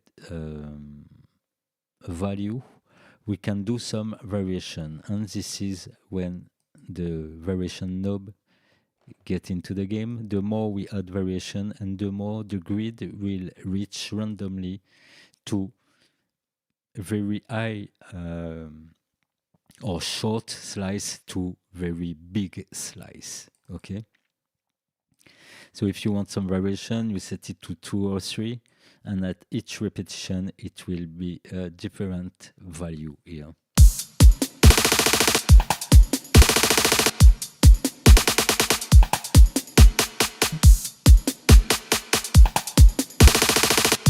Okay, if you don't want some triplet into the variation that can occur, you will hit no triplet. Here we have the way of triggering, or it triggers naturally depending on how we have set offset grid interval, or it will trigger every 4th, 8th, 16 note, or auto. I still don't know what is auto. I didn't use it yet. Okay, and to go to the bottom of the machine, we have the chance, okay, because we set all this to make this event occur by chance if we want. We have the gate, the number of repetition during 4 bar or just 1 bar or 2 bar. So let's set something. Okay, grab every 1 bar. Grab it at the snare position here. Grab it, repeat it from the 116 or 112 by default, and get some variation. Pitch it down during the decay. More steps, and I will set the chance to 0. So this is the first way to use it. Imagine you have set your machine, you have, for example, the grid on a knob, and the repeat switch here, you can set it on a MIDI switch.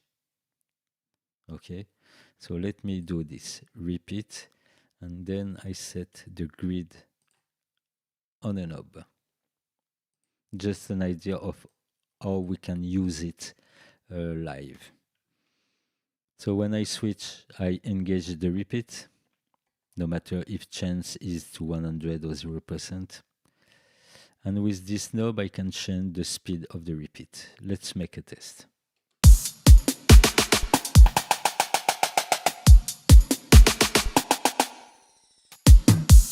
So for it, as we trigger the repeating with this switch, we have to set chance to 0%. Okay.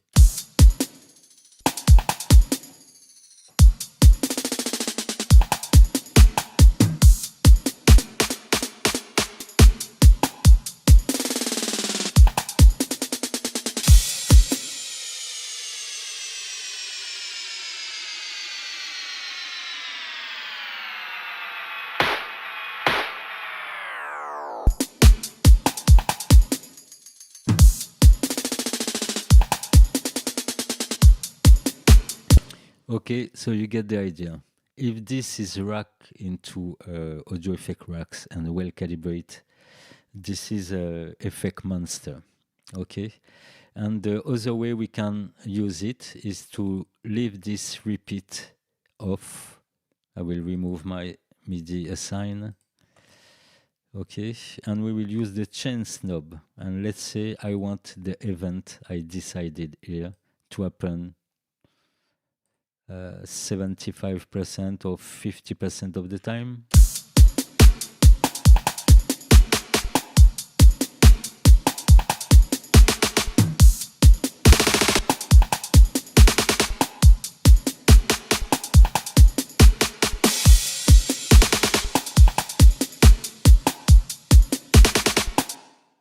So I take time also to talk about something available on Patreon because I already talk much deeper of this concept and really much deeper. And this is a previous tutorial, so let me check on Patreon because if you are interested in it, you definitely have to check it. Not this, not this, not this yet. Yes, this is. So get a subscription on Patreon and find the post called SHR Bit Grid for Live 11 and 12 download link. Okay, it is not available yet for the free users, but you can find the free Patreons, sorry, but you can find the video on YouTube normally talking about that. And let me double check who can access to this archive.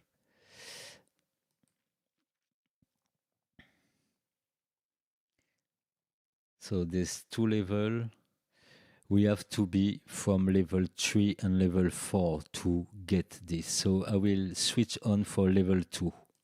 So you can just take for €6 a month and get this because I made a whole project. Let me publish this. Okay, now you can get it from level 2, which is €6. €6. So just input €6 and you can get everything.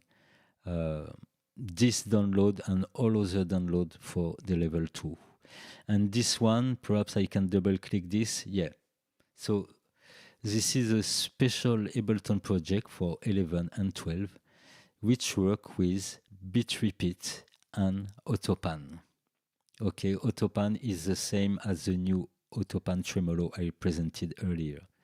And with this project, you can load your stems, okay, and all those tracks in the colored section, colored track, are going into bus 1, 2, 3, 4, 5, 6, 7, 8. Each of those buses are loaded with 1 bit repeat and 1 AUTOPAN. And as you can see here, I will zoom out. Everything is triggered by some dummy clips. Okay.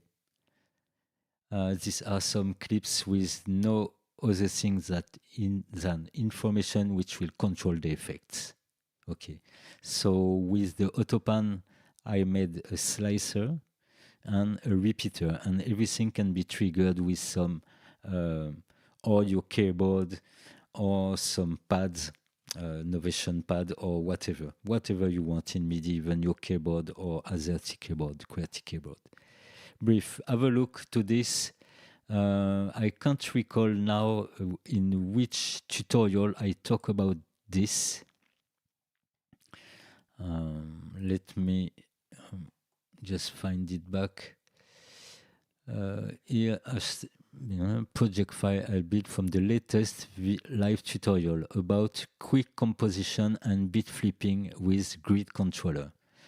Okay, so about the latest tutorial, quick composition and bit flipping.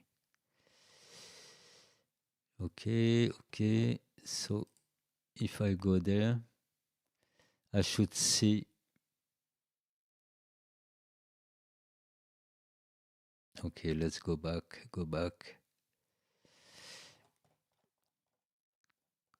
On the previous post from that one. Because this is the private content. You can access from level 2. Yes. Fast dub making on Ableton. This is not this one. Yeah. Find this on YouTube. Grid controller stuff. Okay.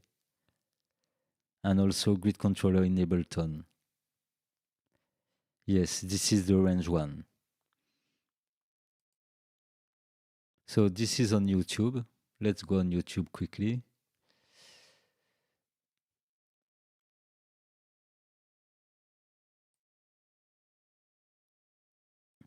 So yes, find this tutorial, grid controller in Ableton. There's a version, French version, and also English version.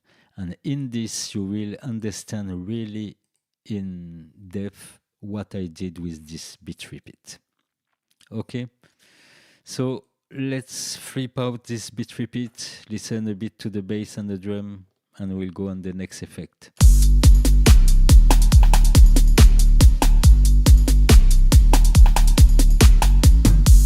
Okay, the next effect is called cabinet, and this is a simulator of speaker cabinet taken by several type of mic. Okay, so when you want to have, let's say, a realist amp sound, you will add a speaker cabinet after it, and it will emulate any kind of speaker, 112-inch, 410-inch, near on axis of the speaker, off axis or far from the speaker, and a dry wet. You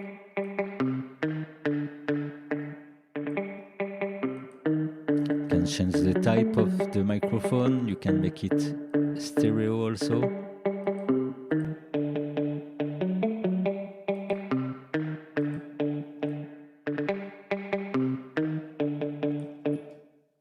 So this is amp, but this is the cabinet, so the speaker box. Okay, so those two can work most of the time together. As you see, when I play with the dry wet, here you have the amp section, and now with the speaker simulation taken by a microphone.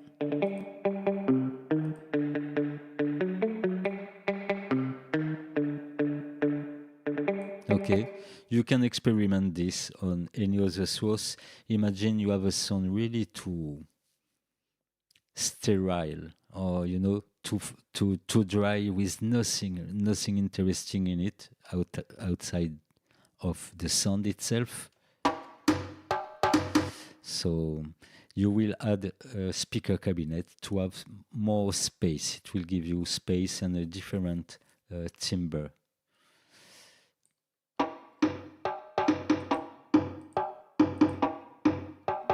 Don't be afraid, it will remove some frequency, but that's normal.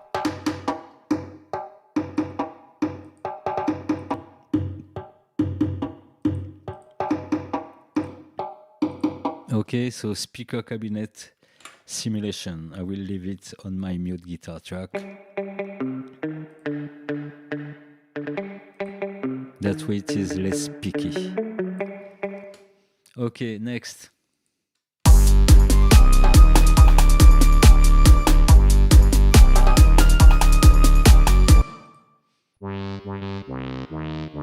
I will bypass the auto filter for now. The next is called the channel EQ. So a small EQ, but very interesting when you don't want to mess with some big one. Try to correct your sound only with this setting. So we have a low cut at 80. We have mid frequency 12 or minus 12 dB. We can set the center point of that mid frequency. Low and high. Okay. And the output of this filter. Let's try it.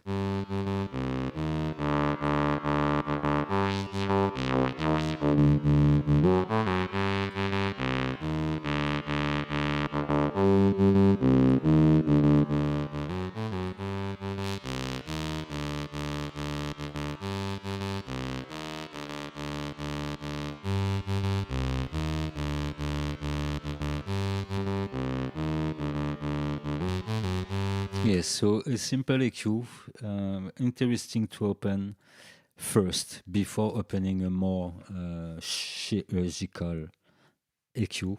Just work with that.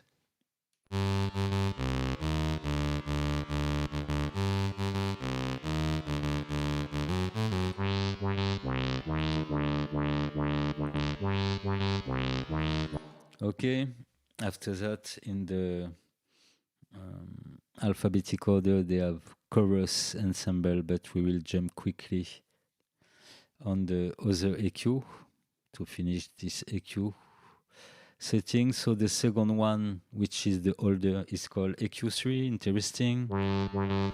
Just 3 band. And we can cut the band.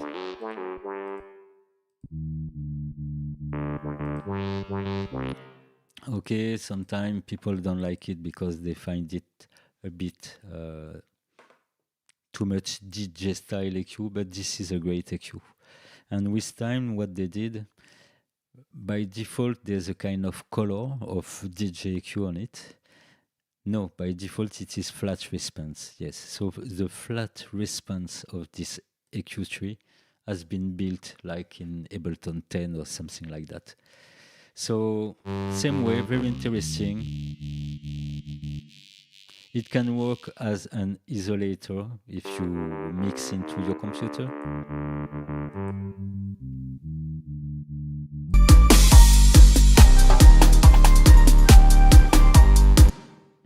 Okay, let's set it on the master bus.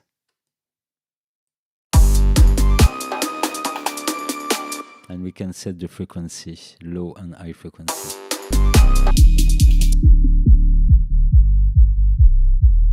For example, I would do that for the low. Here I would get the kick. And here the rest.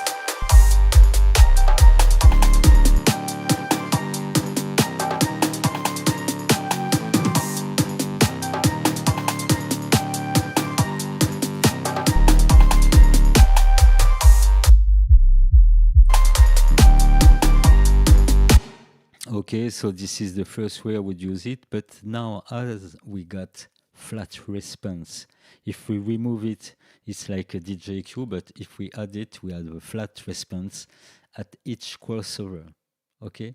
So imagine just a trick. You pack up this into a audio effect rack by hitting Control or Apple G, okay? Let me check the chat room. What difference between EQ, channel EQ and EQ3? This is what I'm talking about. The difference, there's no difference in sound as soon as you are on flat response first. Secondary, so let me open all the EQ and let's go back to channel EQ. Channel EQ. So the main difference in the channel EQ, it's more a compromise between EQ3 and EQ8. In channel EQ, we only have semi-parametric or parametric mids. Okay. Just the mids can be set. We can set the frequency of that bell. For the low, it's a fixed frequency. And they are saying on the left of the screen in the info box, it's around 100 Hertz here. The low cut is around 80 Hertz. And the high frequency around 12K, I think. Let me just double check. Yes, it must be something like that. Brief, this is the simpler trio of filter you would find on a classic desk like Mackie or things like that. The beginning, the smaller one, okay? The EQ3 in comparison, we can't have a semi-parametric of the mids, but we can first set 2 crossover frequencies, meaning the gain of the lows here will be the lows until 100 Hertz, cutted at 48 dB per octave. So it's really sharp filter. Okay, it's a very sharp filter. This one in comparison would be a 12 dB per octave. Okay, so 48 is 4 times that. And this is why it can isolate. So this EQ3 can isolate. So you can tune the EQ as you want to use it.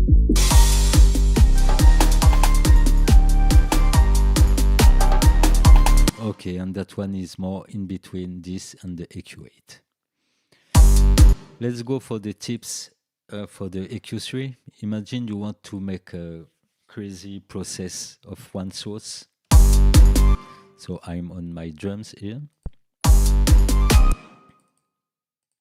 Okay. And let's say I will bring it on the drum. Okay. Imagine I want to process the drum in a crazy way, and I want 3 bands. So first I will define which band I want in my drum.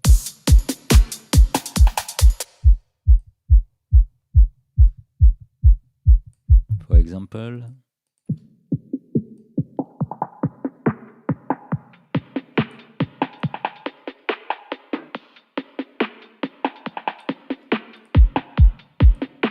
and my last band. Okay.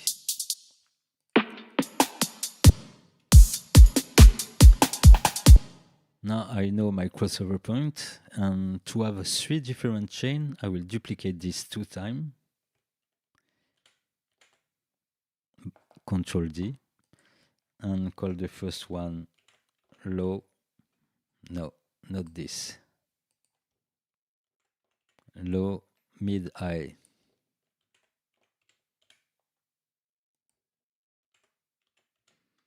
In the first chain, I will mute mid and high. In the mid chain, I will mute low and high, and in the high chain, I mute low and mid. That way, I split in 3 bands my signal. Okay.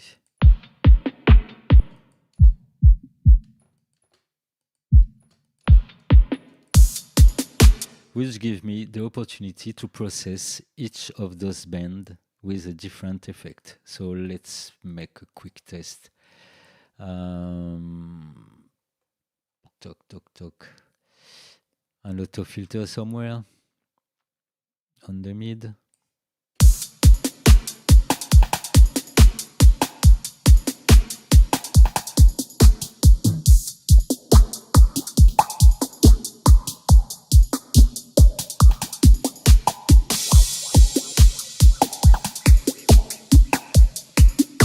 It's just an idea. For the low, I would add a drive, an overdrive. So let's tune that drive.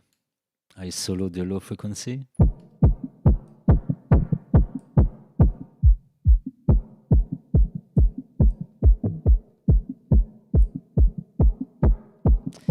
It's just for the sake of the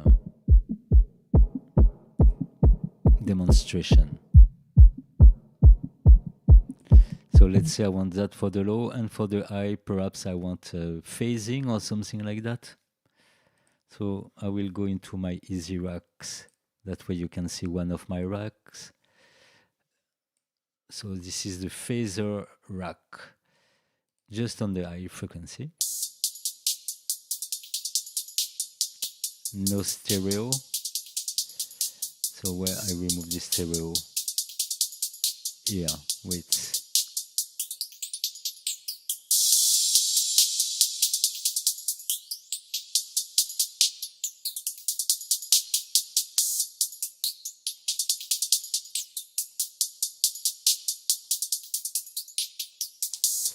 Okay, and now I have one signal processed with 3 effects in parallel.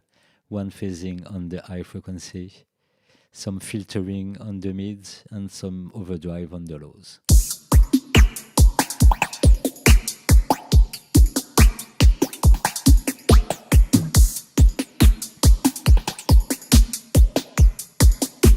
Okay, I guess you get the idea. So as now we have the flat response in the EQ3, it can be used as a crossover filter. Okay. This way we can perhaps use a bit repeater only on a specific frequency. Yes, what a great idea. So let's try it now. So I remove the effects, up, and we will take some bit repeat. It's like quasi impossible to leave the start of this effect list. Seriously. So let's set it for the high frequency first.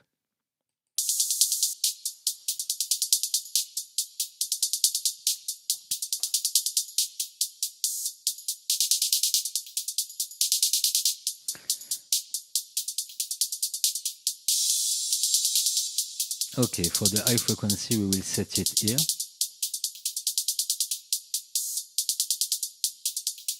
Bypass the filter. We don't need the filter in this case. A slight pitch decay. Okay, and to have more life in this, we will set a chance. Let's first set each frequency bit repeat.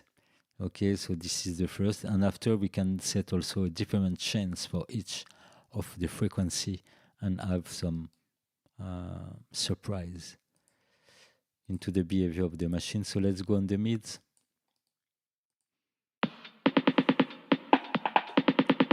As the mid correspond more to the snare, I will set it on the time of the snare.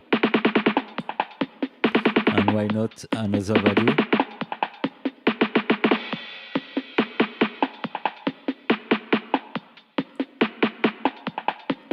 For example,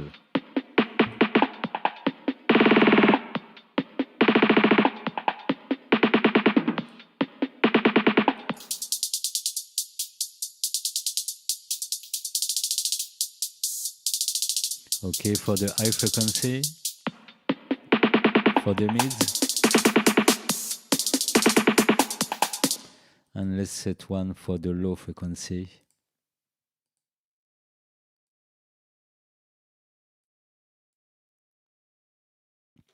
Something more simple. Let's say 1/8, for example. Yeah. And let's go seek for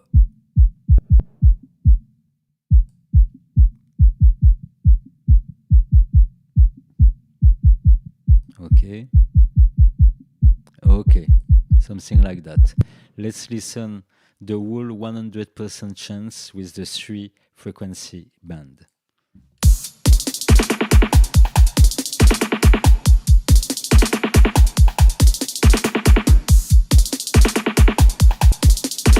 You can fine tune.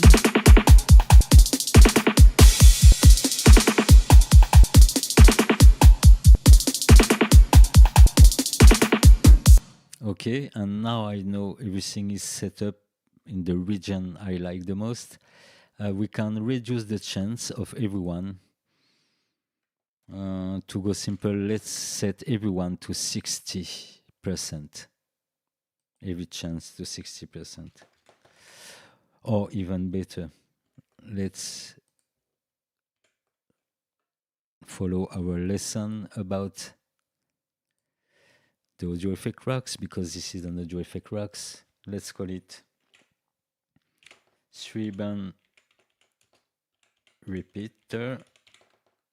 Okay. And we will map the chance of all of them to the first macro. Okay, that way with this knob, nothing happen at all, or it happen every time, or from time to time. And even if each bit repeat in parallel is set to the same percentage of chance value, they will not occur simultaneously as if everything were at 100%. It's probability.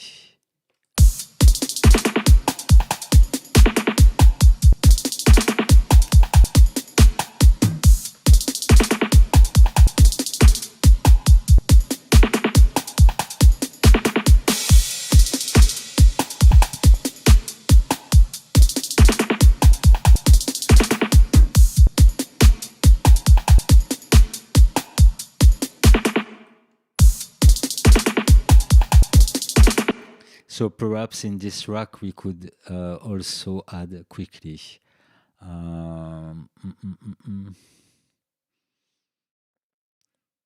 Yes, the grid, the speed of the grid for low, mid, high. Low, mid, and high on 3 different macros.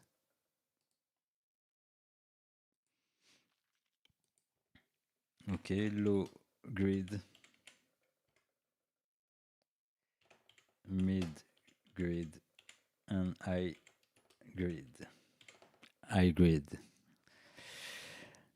Na na na na na, high grid. Brief. Okay.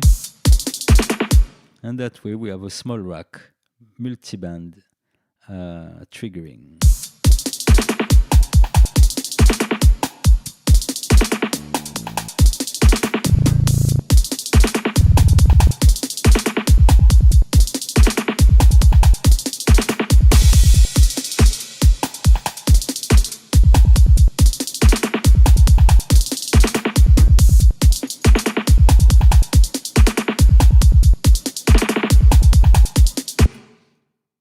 Okay.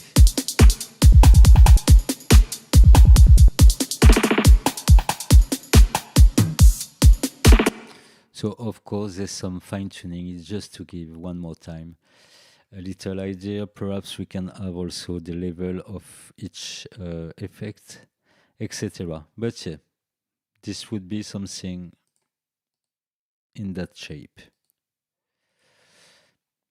This is one of the effects that if I use it fully, I will not rack it because I need to have this under my hand, every of those knobs. But for a special effect, why not like this?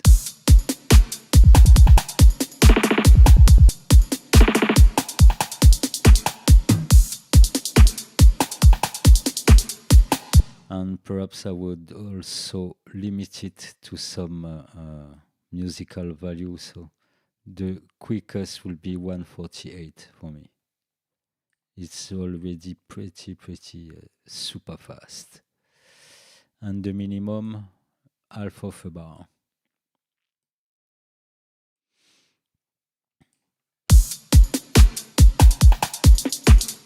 And now we can also play quickly.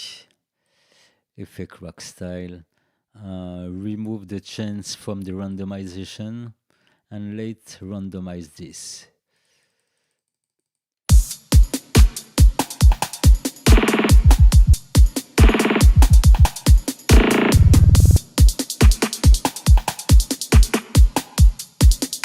Okay, for example, this is a good one.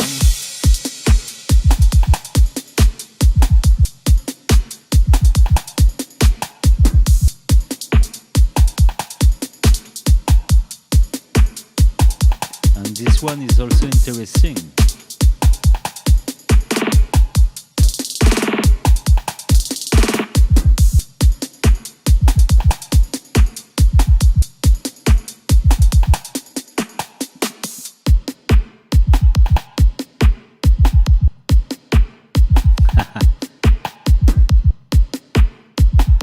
High grade style.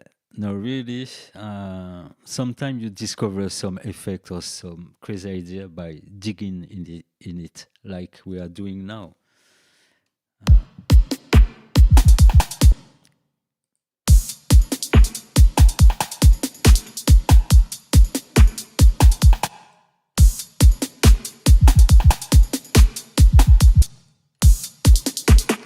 Okay, and if it's interesting on drum, it may be interesting also on a totally different source.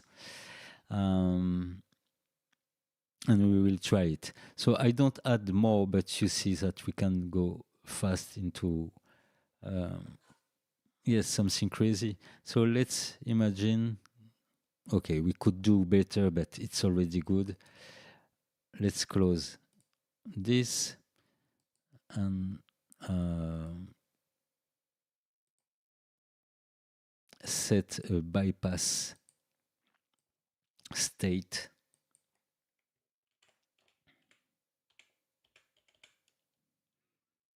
Okay.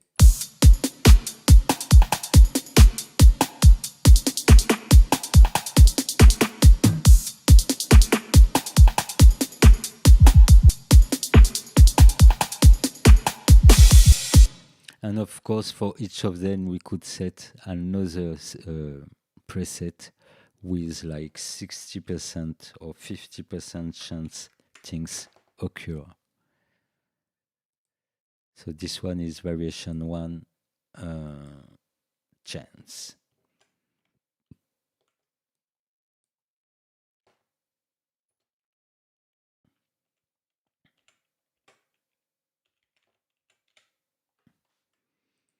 Okay.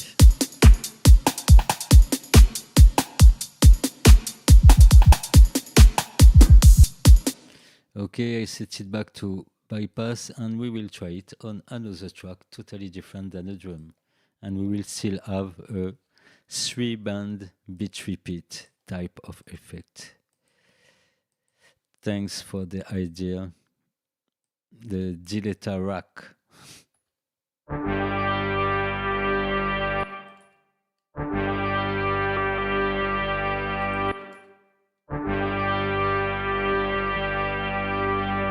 I guess we will have to find something with a longer sound. For example, let's take the piano. Something which never stops.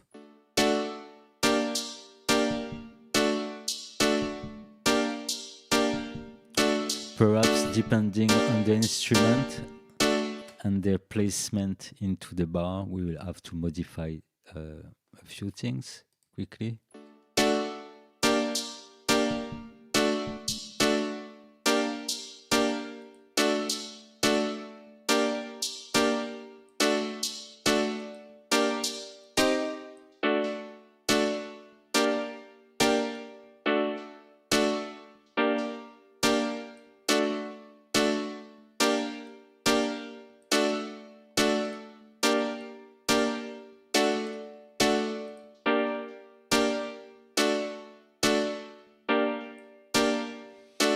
And perhaps we can move.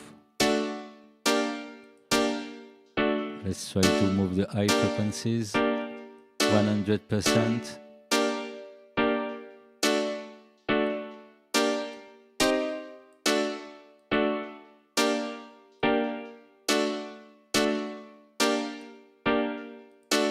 I try to find the perfect spot for everyone. Yes, it seems to be around this.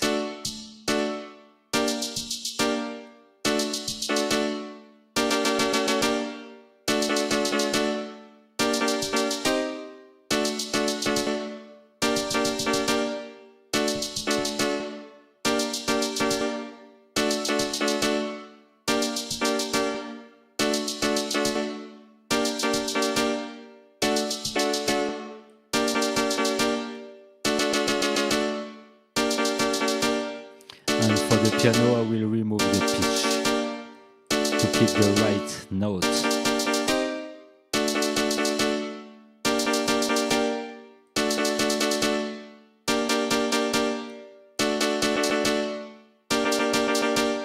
And come back with the chance.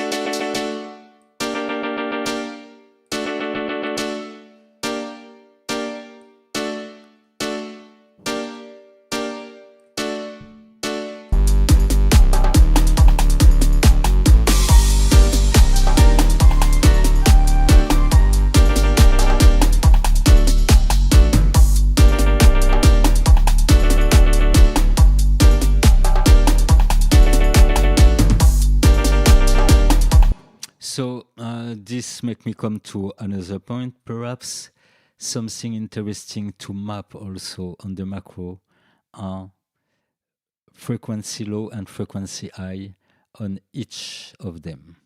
Okay. So it is quite simple. We have to map one of them first. So let's map frequency low at the macro 5. And then you click again, you right click again on the frequency low from the low. Okay, the low channel. And it tells me I can map this to all siblings. So I map this to all siblings. And that way, this knob will control the frequency low from each channel, low, mid, high. Okay. We will name this also here, that way it's clear when we zap.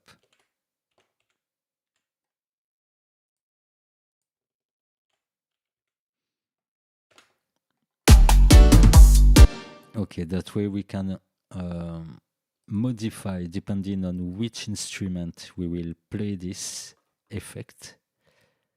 We can set the low and the high frequency of the bands.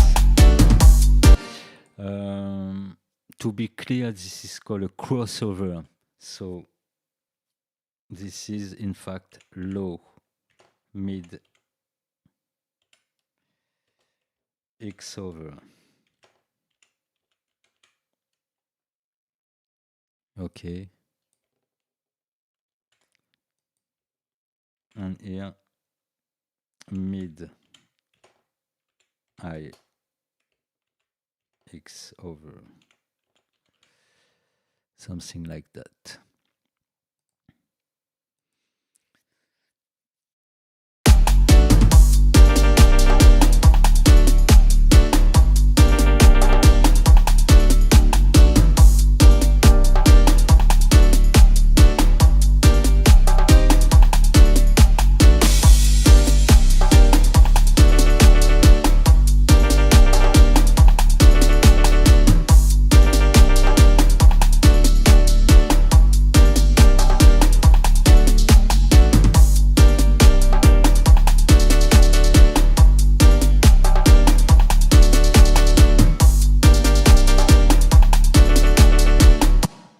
So it's still at the experimental stage for now, but yes, I guess you'll get a lot of idea in it. Delay track, yes.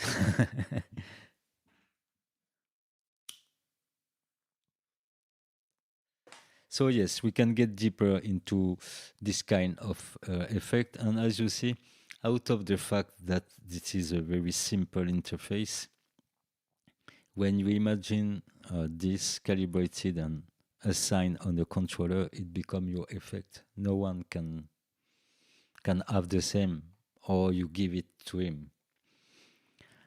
So yes, when there's less inspiration for composition or not enough time or availability of the mind for that, this is a good thing to explore effect just with a drum loop or an old track or multi-track, and yes, build some effects, save them.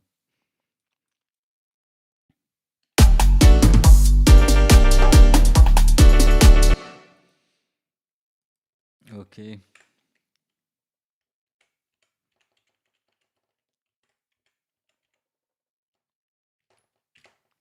Just for the big up.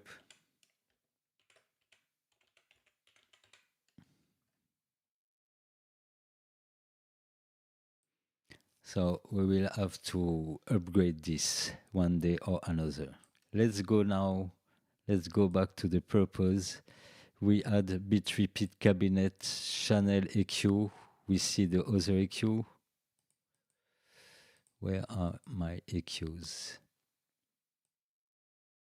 Oh, this bit repeating on the percussion. Perhaps this will be great.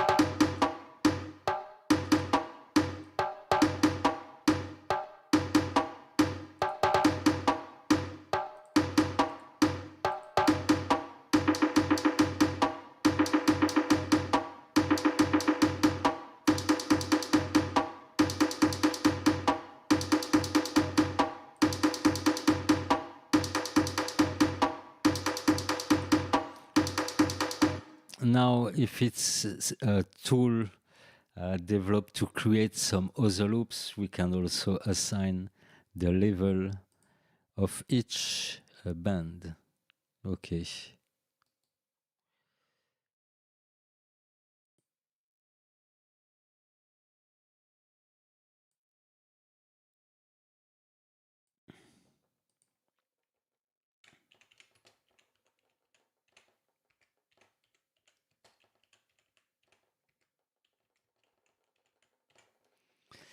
Okay, something like that. Parce que we never know how we will use it. It can be like a static setting to have something very new from something old or different things. So the level seems interesting for me here.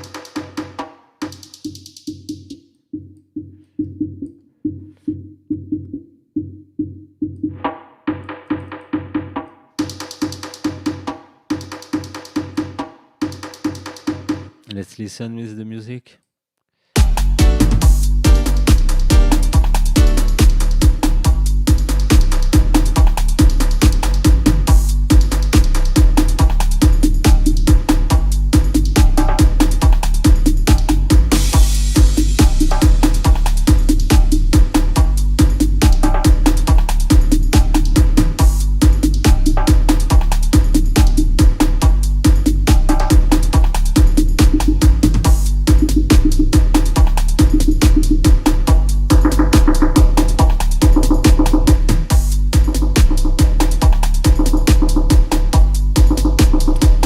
Let's randomize. Woo.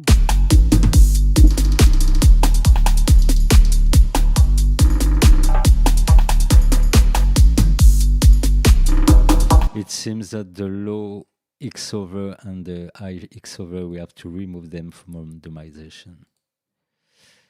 Okay, these are percussion, so let's say 200 and 4K.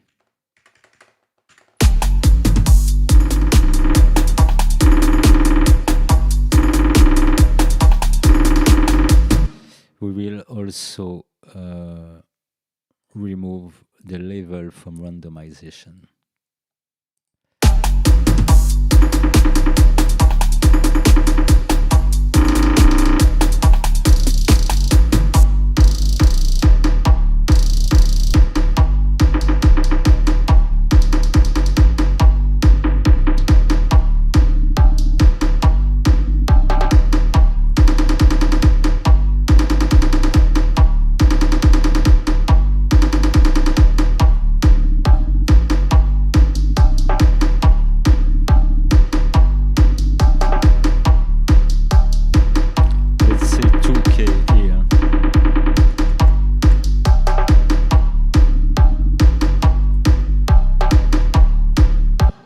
Okay, so we get the idea. Good discovery and good idea to use this multiband setting to do a multiband bit repeat. So let's go now on the chorus, simple chorus.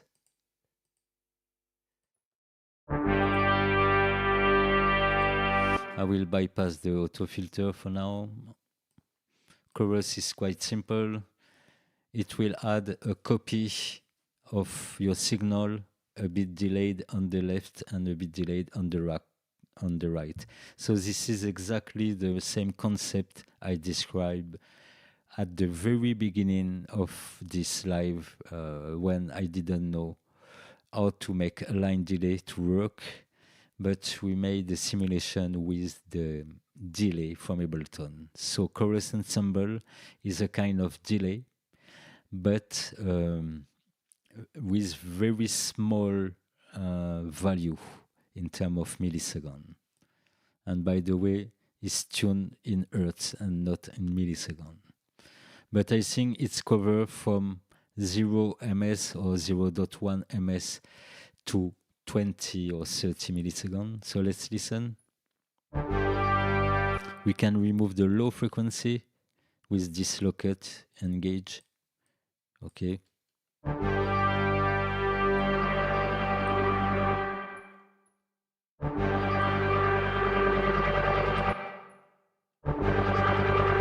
So the same sound is copied twice, delayed differently, and this is modulated by an LFO.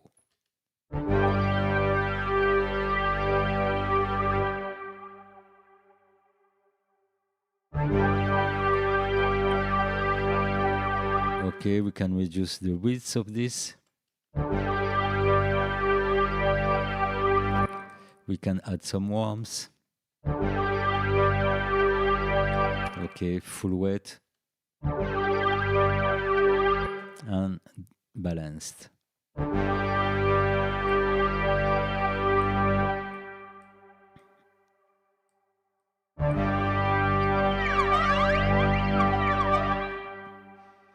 And we have a feedback of this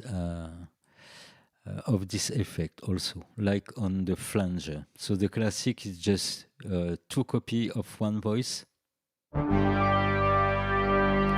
And ensemble makes 3 copies of the same voice.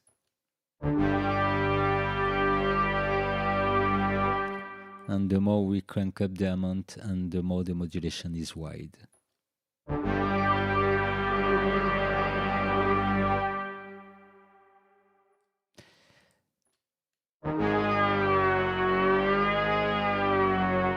And as you can hear, in vibrato mode, it will affect directly the pitch of the sound. So it resembles nothing with this setting, but we will find something audible. As you see, the dry wet is gray out and feedback gray out, because in vibrato we don't have this. By default, the vibrato offset is set to 0, no panning. So I guess by default it's like that for the tuning. And then we will open the stereo on this vibrato.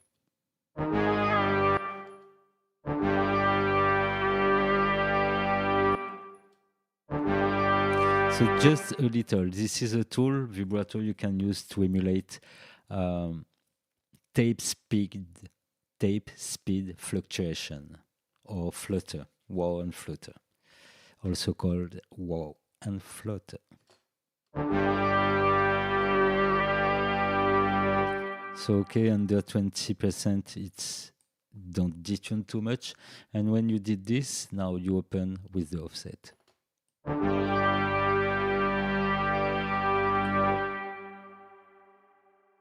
Okay.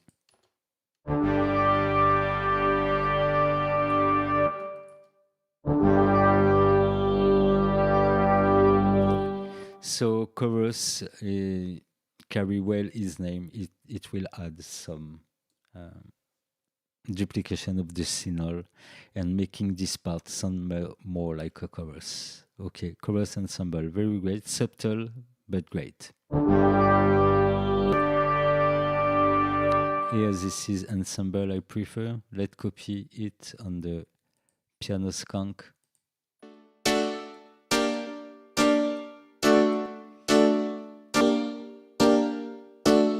For a piano skunk, I will better take a classic and drop the speed, amount, feedback, drop everything, and just a slight touch.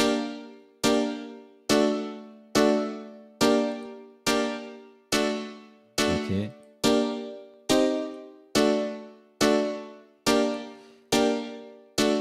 Okay, this is chorus ensemble.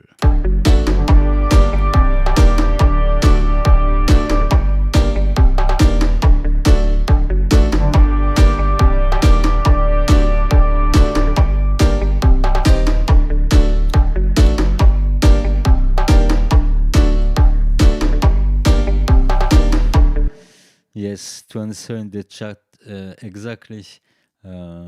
In electronic music, EDM, or any music where people experiment, they will use beat repeats or kind of MIDI repeat note, or the beat repeat, to generate some random drum rolls, and then they will keep the most original or the good sounding one to be one of their drum rolls.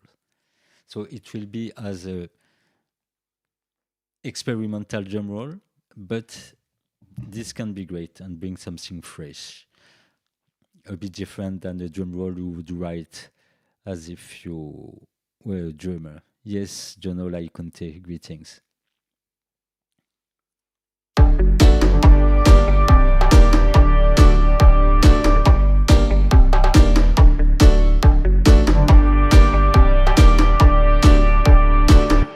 So, okay, we are still at the letter C in the list.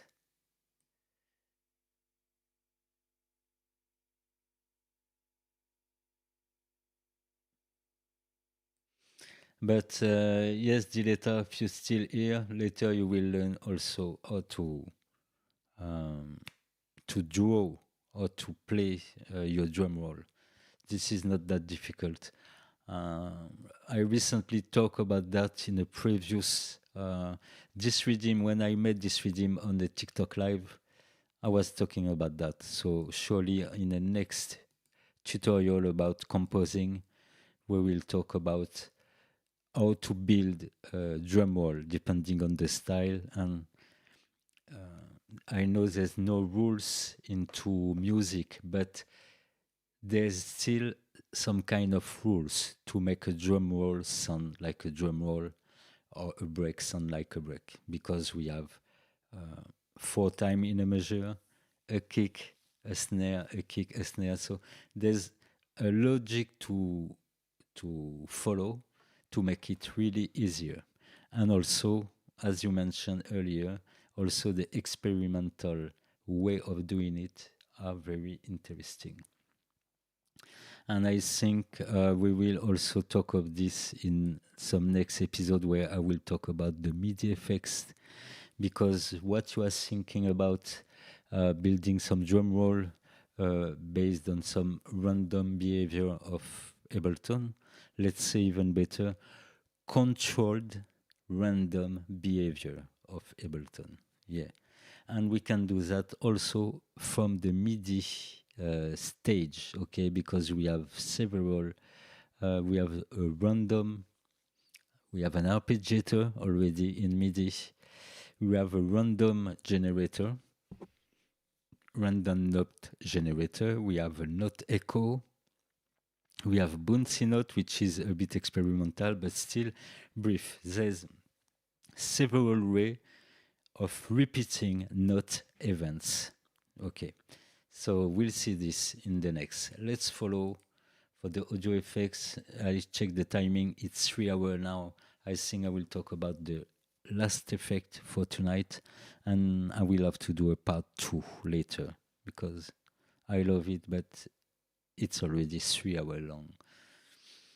So a lot of detail, as always in live. It's a bit difficult to focus on something because I prefer push on answering in the chat instead of following the path. I king the path, I keep it, but it's always good to improvise and bring what people ask for.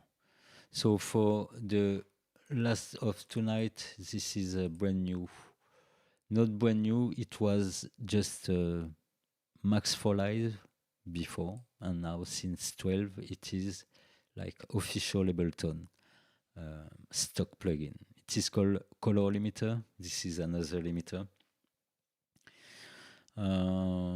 It seems to bring also some color, meaning some modification in the frequency spectrum, and we can also add saturation. In fact, I think it exaggerates the behavior of some limiter we can push to the bands. Okay, so I will try it on the drum bus. Let's say we will set the ceiling at -3.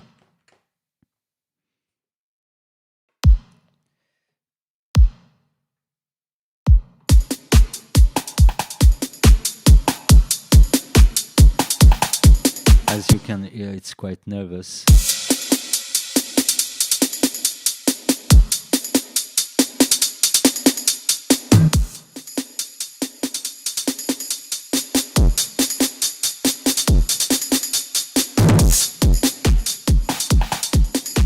So I go hard on it voluntarily.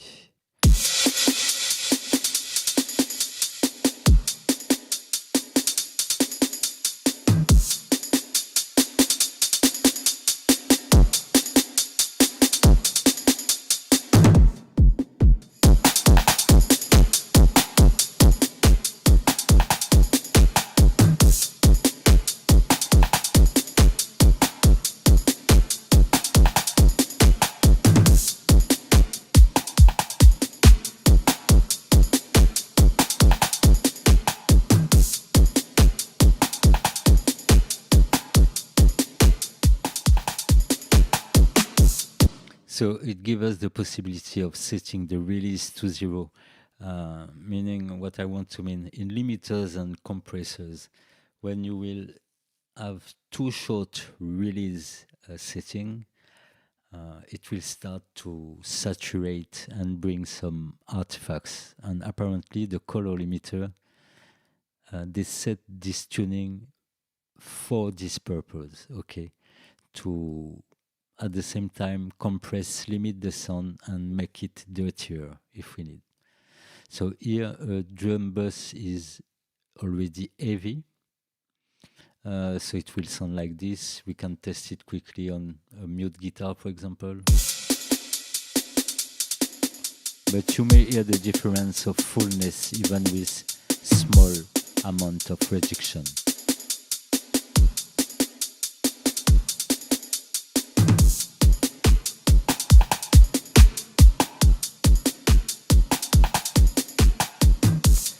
I don't know why, but it should be great to have a dry wet on this. But yeah, I pushed on the saturation and color side of this limiter. Let me try to set it in parallel. And the align delay, I didn't get the explanation at start, is also useful for that. Meaning sometimes you want to delay one of the channel from a certain amount of millisecond or in terms of distance.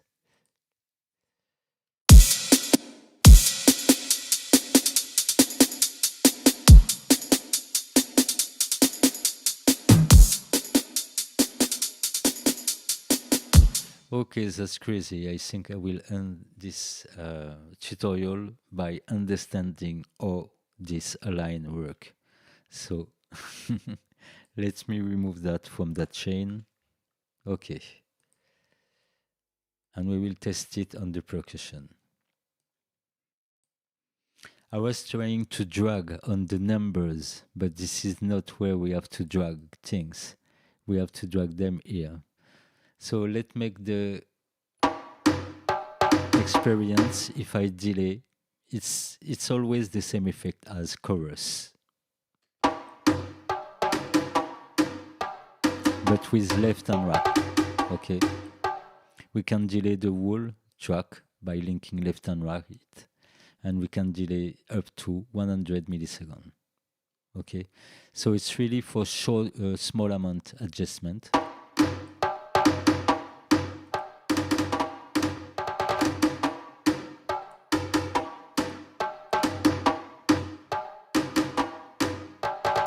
And it will work pretty well to do this on some mono source. And you can, by time, it's the biggest unit, I guess. After it, you have by samples, is smaller unit. And after it, in terms of distance, in feet or meter. Okay.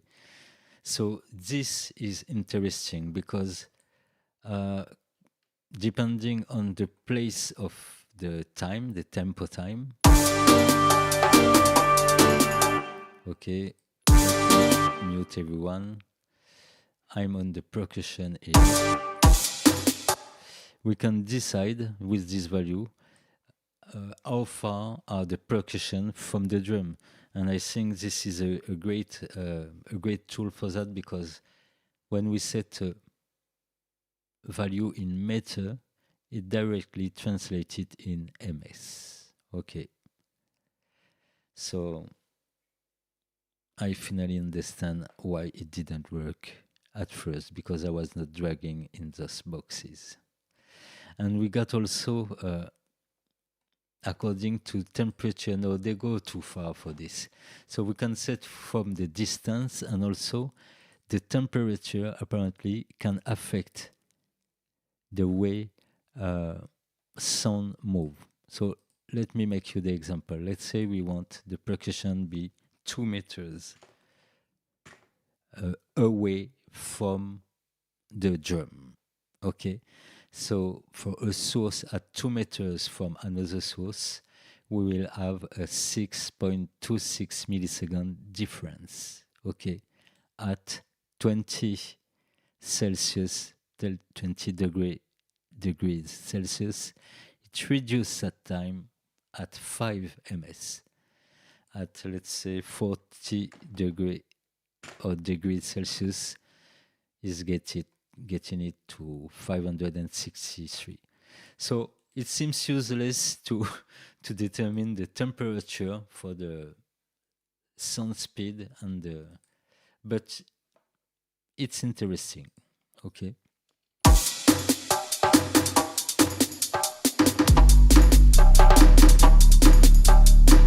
And it teaches us that when we delay a source compared to another source, we play first with chorus and intermodulation of the copy of the sound. And above it, we are dealing with distances.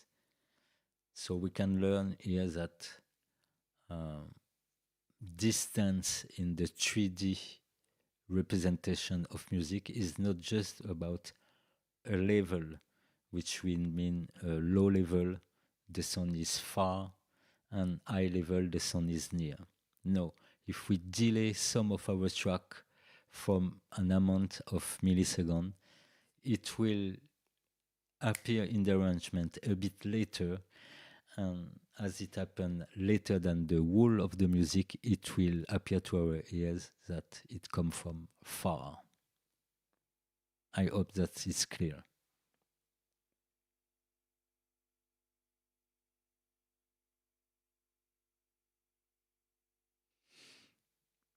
Yes, exactly. Exactly.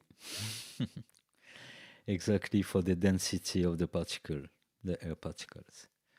But yeah, so sometimes even if you have no idea or you don't know which decision to take for one of the track, just drop this a line delay and say, okay, let's say I want this source at 15 meters.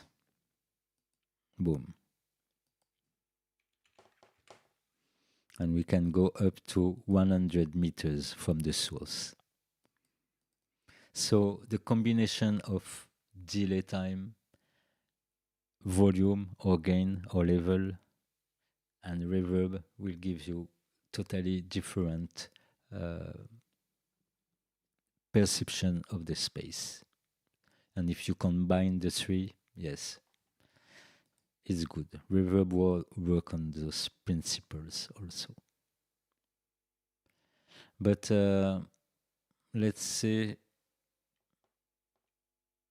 25 meters, 50 meters, 60 meters. Okay, for example.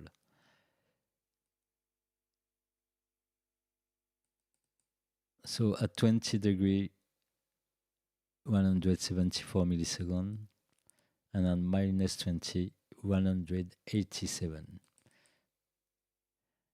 Okay, so when it's cold, sound travel slower. Yes. And when it's hot, it travels quicker.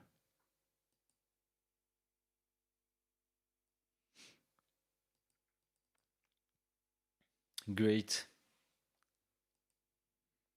So the color limiter, let's go for the next one. Would need a whole episode for it, but that way we will go on another chapter for the next. So the compressor. So as I said, very great compressor, peak recognized by peak or by RMS value.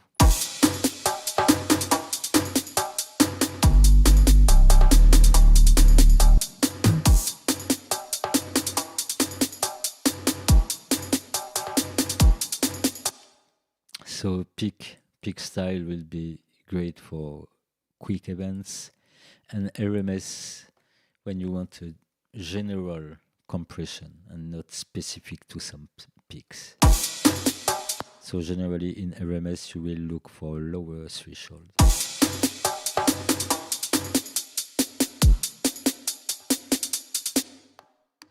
And yes, compressor like that. If you crank it like that, it's like we have no more sound, just 0.1 millisecond sound is appearing.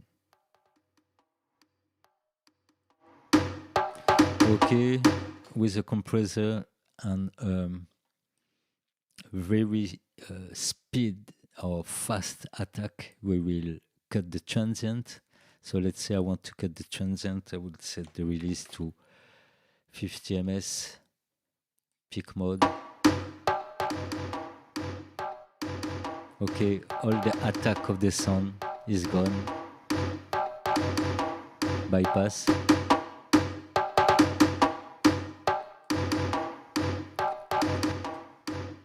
Okay, so when you want to work with attenuating the attack of some sound, when you need it, you will use short attack and short release depending of the length of your event. Percussion are between 50 milliseconds and 100 milliseconds. A bit more or less, but generally it will hit the first transient. And we can do the opposite. Let's say we want to have only the transient and not nobody. So we will crank up the attack. That way it's saying to the compressor, yes, when the signal will cross the threshold, don't compress directly, just compress, for example, 27 milliseconds after the signal cross the threshold. Okay, and we will have this kind of result. Okay, I'm compressing really hard all the rest of the sound, but the attack is quite intact. Okay. Here we have, without compressor, the attack and the body of the sound. And here we have just the attack.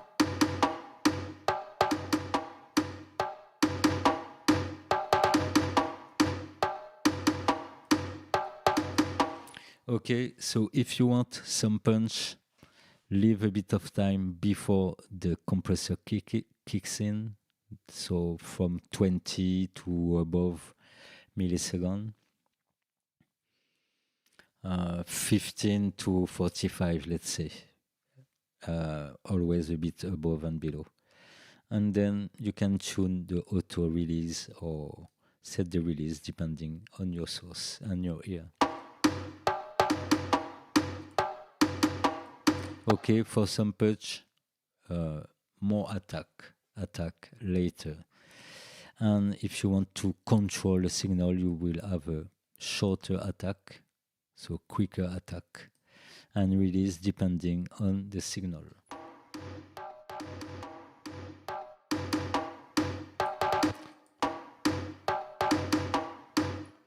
And the way it displays will help you to set it if you can't recognize it by ear at the beginning.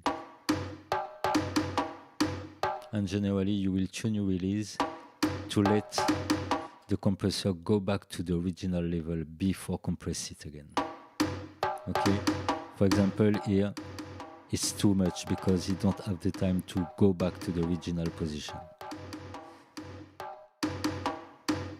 Here it's okay. And the release, you see it here, a lot of release and shorter release. And we have some artifact we can hear, sometimes great, some sound appearing with shorter release, like we heard earlier with the color limiter, because what is happening here is there's a full attenuation of the attack of the sound for the length of 1.35 ms. But after this delay, the sound comes back to its original volume. Okay, so when you start to hear some artifact or some saturation, it is because it's the difference between the compressed sound, very compressed, and the original level sound coming quick in 1 to 35 milliseconds. This is why when you want to reduce some artifact that could occur, you will bring some release into the game.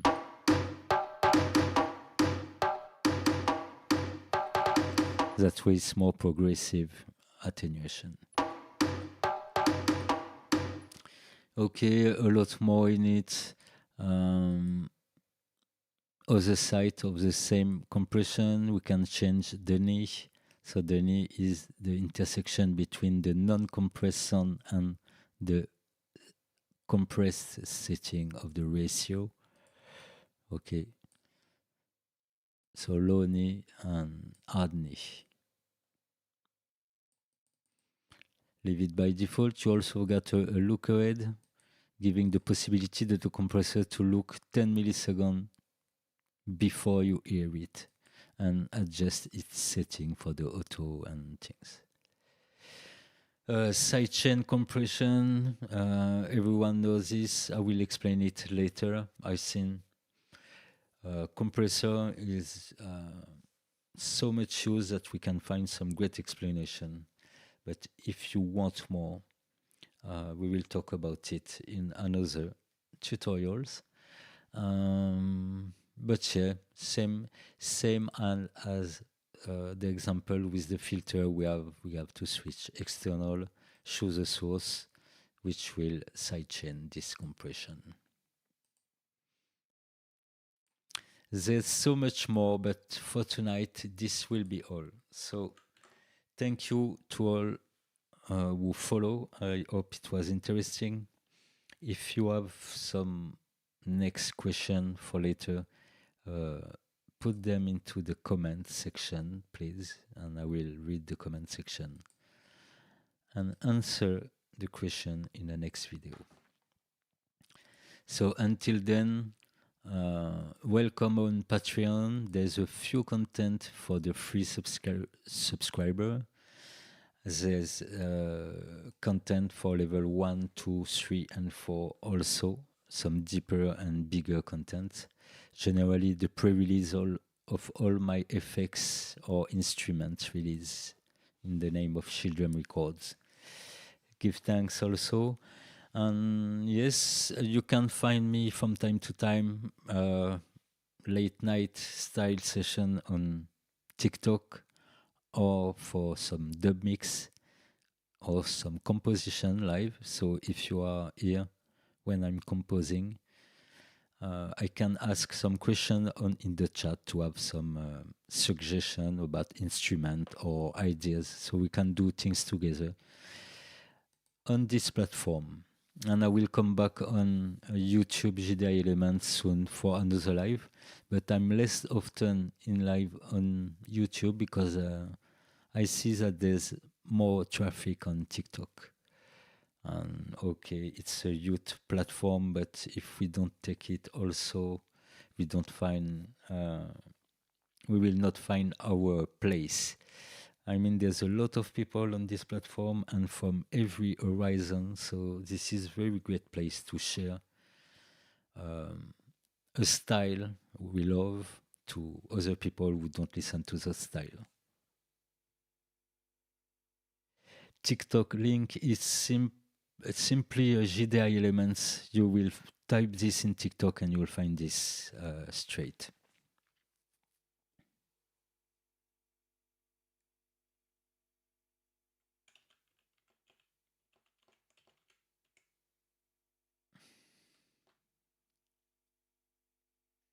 And yes, for the live mixing on YouTube, I'll come back later when we will gather a bigger massive via the other platform and then do another live on YouTube.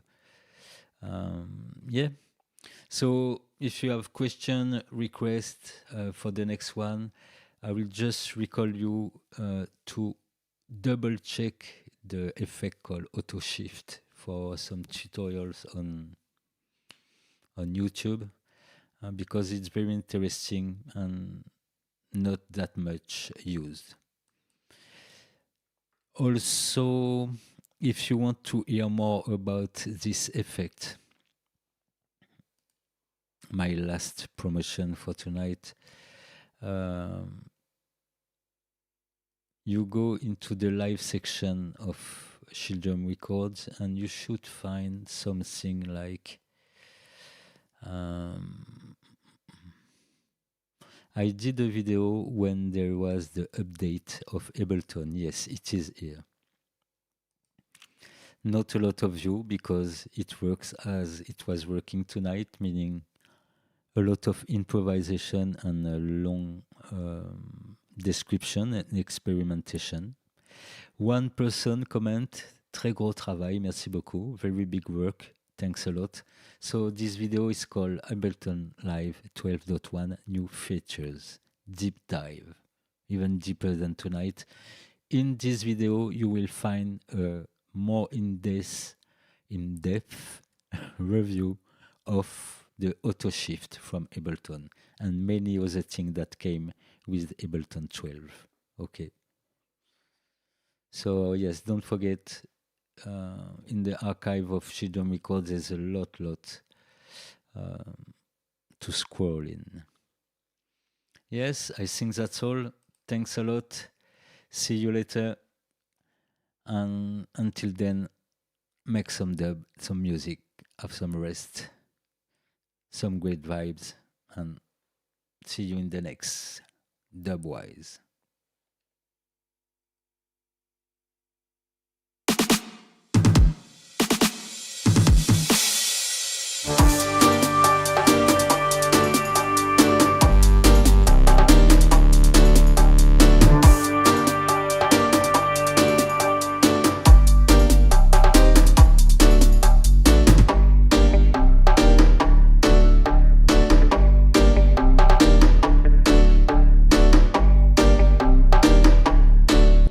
A totally dry dub mix without no effect for the outro of this one. Dubwise.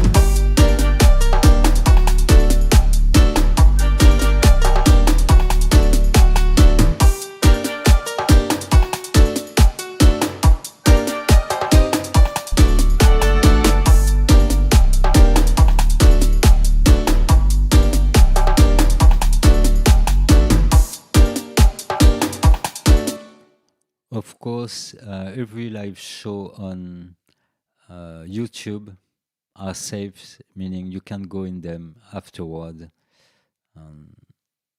Yes, on YouTube it works like that. On TikTok, not. I have to record it if I want to keep it. But yes, for everything I post on Shieldrum Records YouTube, you can find it. It's sure I don't present it a lot, but most of the time, one stone to get two birds. When I do some lives, this is when I talk about different topic. So it's true that these are long video, but all accessible. And yeah, for sure, if you want to read this, is like in several episodes. But there's a lot. Here we what could I recommend? Really, the episode on the dub preamp is very interesting because it talk also of how I did it and a bit of effect design. Okay. And yeah, there's a lot in the live and direct section of the YouTube channel. In the video section, I do less content, less often. I mean, I do more lives than this, but you will find also some good content to finish the presentation of the Shieldrum Record web channel. There's a playlist with only English tutorials, dub and music tutorial in English. Another dub and music tutorial in French. 59 video in English, 23 in French. Okay, so there's a lot. And yeah, I guess we were talking about composition earlier, drum rolls and things like that, etc. I left a lot of beat making session into this live collection. So I'm quite sure you will find in one of those some tips and tricks about drum. Because I also love drums by themselves and recording or programming drums. For example, this next rack collection describing this. Yes, most of the time the videos, the live video contain far more than only their titles. So you will find everything from composition. For example, I have one here, cooker rhythm with only one synth. Okay, so some rhythm cooking and also some mixing or arranging. I made 2 episodes on music arrangements from ideas to finished track. Okay, and there's 2 parts. Part 1, there's 3 parts of this tutorial. Okay, so yes, there's already a lot. So give thanks. Thank you for the presence, the power. Thank you for sharing. And yes, we will see in a next episode. Dubwise.